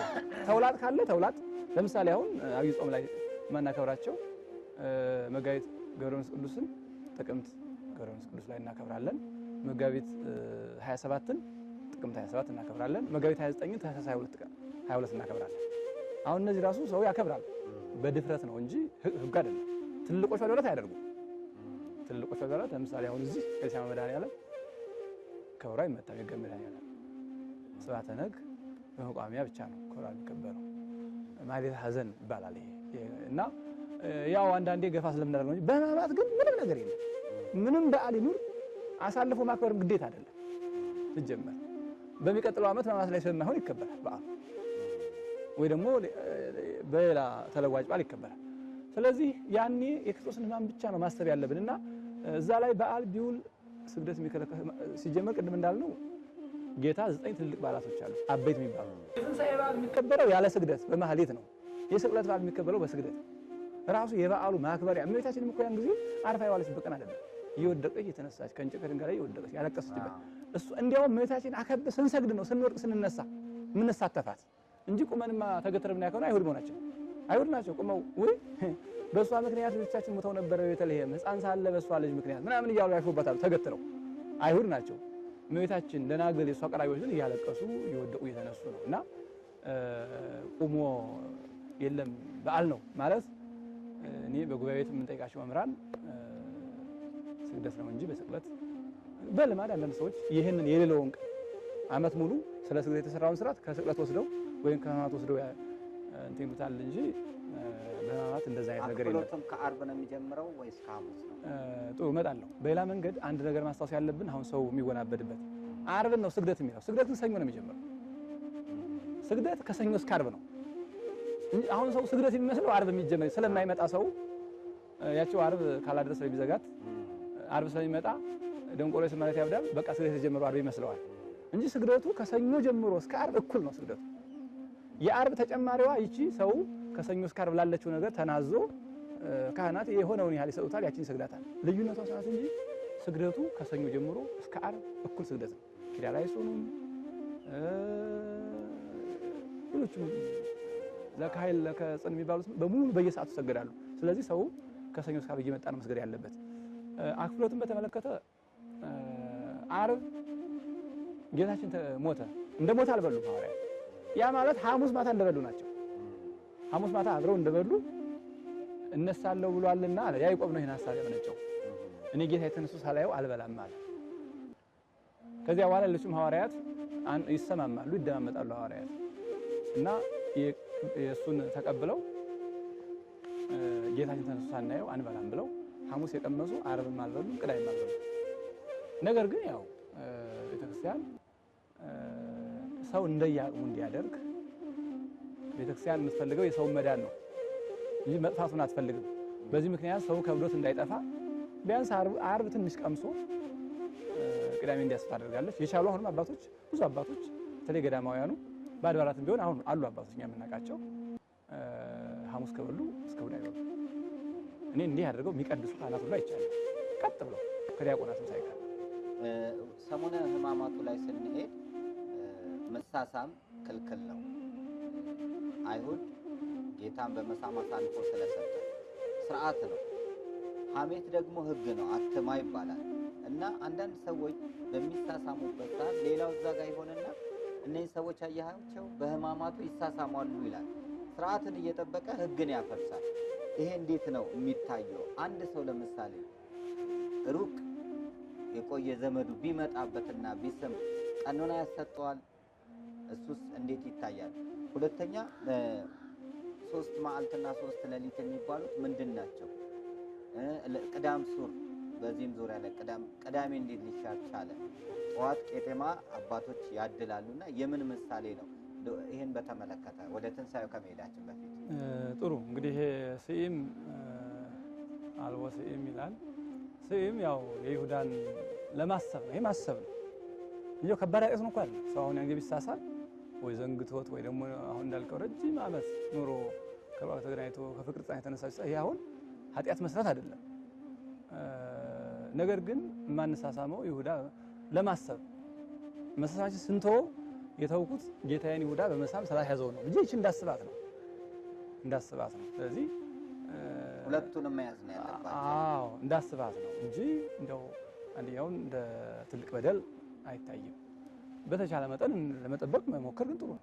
ይሁዳ ጌታችንን የያዘው በመሳም ነው ለማለት እኛ ግን ከሱ የተለየንን ከሱ ግብር ለማለት መሳሳምን የምንተውበት ዋና ምክንያት እሱ ነው። 3 መዓልትና 3 ወደ ቀዳም ስዑር የምንለው ስዑር የሚለው ሁለት ትርጉም ነው ያለው ሲጀመር። አንደኛው ስዑር ማለት የለመለመ ማለት ነው በግዕዝ ቋንቋ። ውስተ ብሔር ስዑር እያደረ በለመለመ መስክ ያሰማራኝ ምን ነው ስዑር ማለት ቄጠማ፣ የለመለመ ቄጠማ የምንሰጥባት ስለሆነች ስዑር የሚያሰኘው እሱ ነው። በለምለም መስክ ነፍሳት በገነት ነው ያሉት። ያን ጊዜ ያው ነፍሳት ከሲኦል የወጡት እሁድ ዓርብ 11 ሰዓት ነው። ጌታችን ነፍሱ ከስጋው ስትለይ በአካለ ስጋ ወደ መቃብር ወርዶ ሙስና መቃብርን አጠፋ። በአካለ ነፍስ ወደ ሲኦል ወርዶ ሙስና ዲያብሎስን ድል ነስቶ ነፍሳትን ይዟቸው ወጥቷል። ዓርብ ማታ ነው የወጡት፣ ካሳ ተፈጽሟል። ስለዚህ ቅዳሜ ዓርብ በገነት ናቸው፣ በለመለመው መስክ ናቸው። ቅዳም ስዑር ስንል በለመለመው ቦታ ስለተገኙ ነፍሳት ወዲህም ደግሞ ቀሳውስት በኖህ ዘመን የውሃው መጉደል በቄጠማ በርግብ እንደተገለጸ ቀሳውስትም ደግሞ የኃጢአት መጉደል ማየ ኃጢአት ጎደለ እያሉ ለሰው ሁሉ እያዞሩ በከተማ የሆነ እንደሆነ ሰው ስለሚበዛ እዛው ቤተክርስቲያን መጥቶ በገጠር ግን መንደሩን ተከፋፍለው ቀሳውስትና ዲያቆናት ቄጠማ ይዘው ያዞራሉ። ምስራች የኃጢአት ውሃ ጎደለ፣ የኃጢአት ውሃ ደረቀ፣ ሰላም መጣ፣ ገብረ ሰላም በመስቀሉ ሰላምን አደረገ፣ ሰውና እግዚአብሔር ነፍስና ስጋ ሕዝብና አሕዛብ ሰውና መላእክት ታረቁ ብለው የሰላም ማብሰሪያ ለምለም ቄጠማ ስለሚሰጡበት ከኖህ ጋር የተያዘ ለምለም የሚለው ያን ያመለክታል። ሌላኛው ስዑር የሚለው በአንድ ነገር ትሻራለች፣ በጾም በሰንበት መጾም ክልክል ነው። በተቀዳሚት አይጾምም። ያቺ ግን ስራም አይሰራም። ሰው ስዑር የሚባለውን ይዘው አላዋቂ ትርጉም እየተተረጎመ ነው። ስዑርነቷ በጾም ብቻ ነው። እንደውም አባይ ሰንበት አባይ ትባላለች። ከሌሎች ሰንበታት የተለየች ናት። 33 ዓመት ከ3 ወር ያስተማረውን ትምህርት የቋጨባት በመቃብር ሱቅ ሆኖ ያረፈባት ቀድሞ ዓለምን ፈጥሮ ያረፈባት አሁን ደግሞ ዓለምን አድኖ ያረፈባት ድጋሚ 2 ጊዜ ረፍቱ ናት እና አባይ ሰንበት ትባላለች። እንደውም እቺ ቀዳም ስዑርና ስዑርነቷ ሁለተኛው በጾም ነው። ሰንበት አይጾም ነበረ። ያን የመጾሟ እንደ መሻር ሆኖ ስዑር ያሰኛታል እንጂ ሌላ የመሻር ምክንያት የላትም። በቀዳሚት ፍትሐትም አለ ምንም አለ። የሚቀረው መስቀል መሳለም ብቻ ነው። እሱም የሚቀረው ምንድነው? ጌታችን ካልተነሳ አይሁድ አሁን መፎክራቸው አይቀርም። መስቀልም የድል አርማ መሆኑ የሚታወቀው የወንጀለኛ መቅጫ አለመሆኑ የሚታወቀው ጌታ ሲነሳ ነው። ካልተነሳ ግን ወንጀለኛ ቀጥና ብለው ነው የሚያወሩት። ስለዚህ እስኪነሳ ድረስ መስቀል መሳለሙን እንጠብቃለን። ዓርብ ጥብጣቦ ካለቀ በኋላ መስቀል የሚያሳለሙት እንደ ልማድ ሆኖባቸው ነው እንጂ እግዚኦ መሐረነ ክርስቶስ አለ፣ ፍትሐት አለ፣ መዋሲት ይመራል፣ ሌላው ስርዓት በሙሉ አለ። መስቀል መሳለም ግን እስከ ክርስቶስ ተንሥአ እሙታን ብለው ቀሳውስቱ እዛው ላይ የሚያሳልፉት ፍትሐ ነገሥቱም ዘእንበለ ስኢም ሌላው ሁሉ ስርዓት ይከናወናል። መስቀል መሳም ብቻ ይቀራል ብሎ ቅዳሜ መተቃቀፍ ይቻላል። ቅዳሜ ችግር የለም። ዓርብ ይፍቱን ከተባለ በኋላ ችግር የለም። አዎ ያ ነው እንግዲህ። ሌላው ስዑር የሚያሰኘው ሞት ተሽሯል። ለምሳሌ ስዕሮ ሞተ በስጋ ይላል ቅዱስ ያሬድ። የዛ ጊዜ ሊቃውንቱ ሌሊት የሚያመለጥኑት ስዕሮ ሞተ በስጋ ስዕሮ ሞተ እያሉ ሞትን ሻራው ስለሚሉ ሞት መሻሩን ያመለክታል። ቀዳም ስዑር ማለት ሞት የተሻረባት ለማለትም ሶስተኛ ትርጉም አለውና ያ ነው እንግዲህ። በሶስተኛው ቀን እሁድ ከሌሊቱ 10 ሰዓት የተነሳበት ነው ጌታችን። 6 ሰዓት ነው 10 ሰዓት ትርጓሜ ወንጌሉም አሁን በአባቶቻችን እንዳስቀመጡት ማቴዎስ ምዕራፍ 25 ትርጓሜ ላይ እንዳስቀመጡት ትንሣኤውም ማነው ልደቱም ጥምቀቱም ትንሣኤውም 10 ሰዓት ነው። መንፈቅ የሚለው ክፍለ ዳግም መንፈቅ የሚል አለ። የግማሹ ግማሽ ማለት ነው። ክፍለ ዳግም መንፈቅ 6 ሰዓት የሌሊቱ ግማሽ ነው። ከዛ በኋላ ያኛውን ከሁለት ስንከፍለው 10 ሰዓት ላይ የዛኛው ግማሽ ይሆናል። የግማሹ ግማሽ ማለት ነው እና 10 ሰዓት ነው ትንሣኤው። አዋጁን ቀደም አድርገን እናውጅና ያ ቅዳሴ መውጫ እንዲሆን ያው ሰው ቀደም ስለሚል ወደ 8 ወደ ምን ይመጣል ሰው ጾሙ ስለሚደካክም ነው እንጂ ትንሣኤው ያ ነው። ስለዚህ ብዙ ጊዜ የሚያጨቃጭቀው ይሄ 3 መዓልት 3 ሌሊት ይሞላል አይሞላም የሚለው ነው። የመጀመሪያው እንዲሁ ሀተት ሳናትት ዓርብ ለሞተ ሰው እሁድ 3ኛ ቀኑ መሆኑ ግልጽ ነው። ዓርብ ሞቶ ለተቀበረ ሰው እሁድ 3ኛ ቀኑ ነው። የዓርብ ጧት ይሁን ዓርብ ማታ ይሁን እሁድ ጧት ይሁን ዝሮ ለዓርብ እሁድ 3ኛ ቀኑ ነው። የመጀመሪያው ይሄ ነው። ወደ ቀጥተኛው ትርጓሜ ስንሄድ ግን ቤተክርስቲያን የሰዓት አቆጣጠር አንድ ቀን የሚጀምረው ከምሽቱ 1 ሰዓት ነው። ለምሳሌ እሁድ የሚጀምረው ቅዳሜ 12 ሰዓት ሆኖ አንድ ሲል ከሌሊቱ እሁድ ገብቷል። ጌታ የተነሳው ደግሞ ሌሊት ነው። ስለዚህ እሁድ ነው። የተሰቀለውና የተቀበረው ደግሞ ዓርብ 11 ሰዓት ነው። ሐዋርያትም ቅዳሜ ሳይገባብና ነው አይሁድም ቅዳሜ ሳይገባ ቶሎ ይቀበሩ እኒህ ሰዎች ብለዋል፣ በዓል እንዳይሻርባቸው። ስለዚህ ዓርብ ነው የተቀበረው፣ የተነሳው እሁድ ነው። አሁን በሰዓት ብንሞላው 24 3 አይሞላም፣ 24 ነገር ግን ለዓርብ እሁድ 3ኛው ስለሆነ አመሳለስ ሰለት 3ኛው ቀን ተነሳ እንላለን። ሌላው መዓልት ይስቦ ለሌሊት ወሌሊት ይስቦ ለመዓልት የሚባል ትርጉም አለ። እሱ ደግሞ ምንድነው? ልክ ቅድም እንዳልኩት አንድ ሰው ሌሊት ሊሞት ይችላል፣ ጠዋት ሊሞት ይችላል፣ ማታ ሊሞት ይችላል። መቼ ሞተ? እሁድ ነው። ሌሊት እንዴት መቼ ሞተ? እሁድ ነው። መዓልቱ ሌሊቱ መዓልቱን ይስበዋል። በዕብራውያን መቆጣጠር እንደዛ ነው። እሁድ ሌሊት የተደረገው የእሁድ መዓልት አብሮ የእሁድ መዓልት መጥቶ ይቆጠራል። የዓርብ ሌሊትም ዓርብ አሁን ቀኑ ላይ ነው የተደረገው ነገሩ፣ ሌሊቱ መጥቶ ይቆጠራል። ስለዚህ የዓርብ ሌሊትና የእሁድ መዓልት ሲሳቡ ዓርብ መዓልትና ሌሊት፣ እሁድ መዓልትና ሌሊት፣ ቅዳሜ መዓልትና ሌሊት 3 መዓልት እሱ ነው። ሌላው ደግሞ ያው የተአምራቱ ስንቆጥረው የተአምራቱ ቀን ተከፋፍላለች። ከዓርብ ከጧት ጀምሮ እስከ 6 ሰዓት ቀን ነበረች። ከ6 ሰዓት እስከ 9 ሰዓት ደግሞ ጨለማ ሆኗል። ከ9 ሰዓት እስከ 12 ሰዓት ደግሞ መልሶ ብርሃን ሆኗል። ከዛ መሽቷል። እነዚህን እንደ አንድ ቀንና እንደ አንድ ሌሊት ከያዝናቸው ለምሳሌ ከጧት እሁድ አንድ ቀን አለን 11 ሰዓት ከ9 ሰዓት ጀምሮ ደግሞ አንድ ቀን አለን። ዓርብ ስንት ሆኗል? 2 ቀን አንድ ሌሊት ተገንቷል። 2 ቀን አንድ ሌሊት አለን። ከዛ በኋላ የሚቀጥለው ዓርብ ለቅዳሜ አንድ ሙሉ ሌሊት አለን። ከአንድ ሌሊት ጋር 2 ሌሊት ይሆናል ማለት ነው። ቅዳሜ ሙሉ ቀን አለን። ቅዳሜ ሙሉ ቀን ወደ ስንደርባት ከቀደሙት 2 ቀናት ጋራ 3 ቀን ይሆናል። ከእሁድ ሌሊት ጋር ደግሞ ሌሊቱም 3 ይሆናል። 3 መዓልት 3 ሌሊት የምንለው ዓርብ 2 መዓልት ከቅዳሜ ቀን ጋራ 3 መዓልት። ዓርብ ቀን አንድ ሌሊት አለ። ቀጥሎ ያለው ሌሊት አለ። የእሁድ ሌሊት አለ። 3 መዓልት 3 ሌሊት የምንለው ይሄን አቆጣጠሩ በዚህ መንገድ ነው አባቶቻችን የሚተረጉሙት። ስለዚህ ጌታችን በሶስተኛው ቀን ተነስቷል የሚለው ምንም ያን ያህል የሰዓት ቆጠራ ቀመር ውስጥ መስባቱ ያን ያህል ከመዳናችን ጋር እንትን የለውም።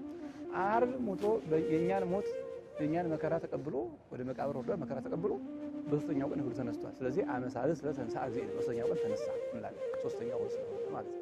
እኛ በትላንትናና በነገ መካከል ያለን ዛሬ ነን። ዛሬ ላይ ሆነን ነገን በበጎ ነገር እንገንባ። ነገ አዲስ ቀን ነው። ቀኑም ደግሞ ደስ ይላል። ደረጀ ዘወይንዬ ሚዲያ ኢትዮጵያዊ ማንነት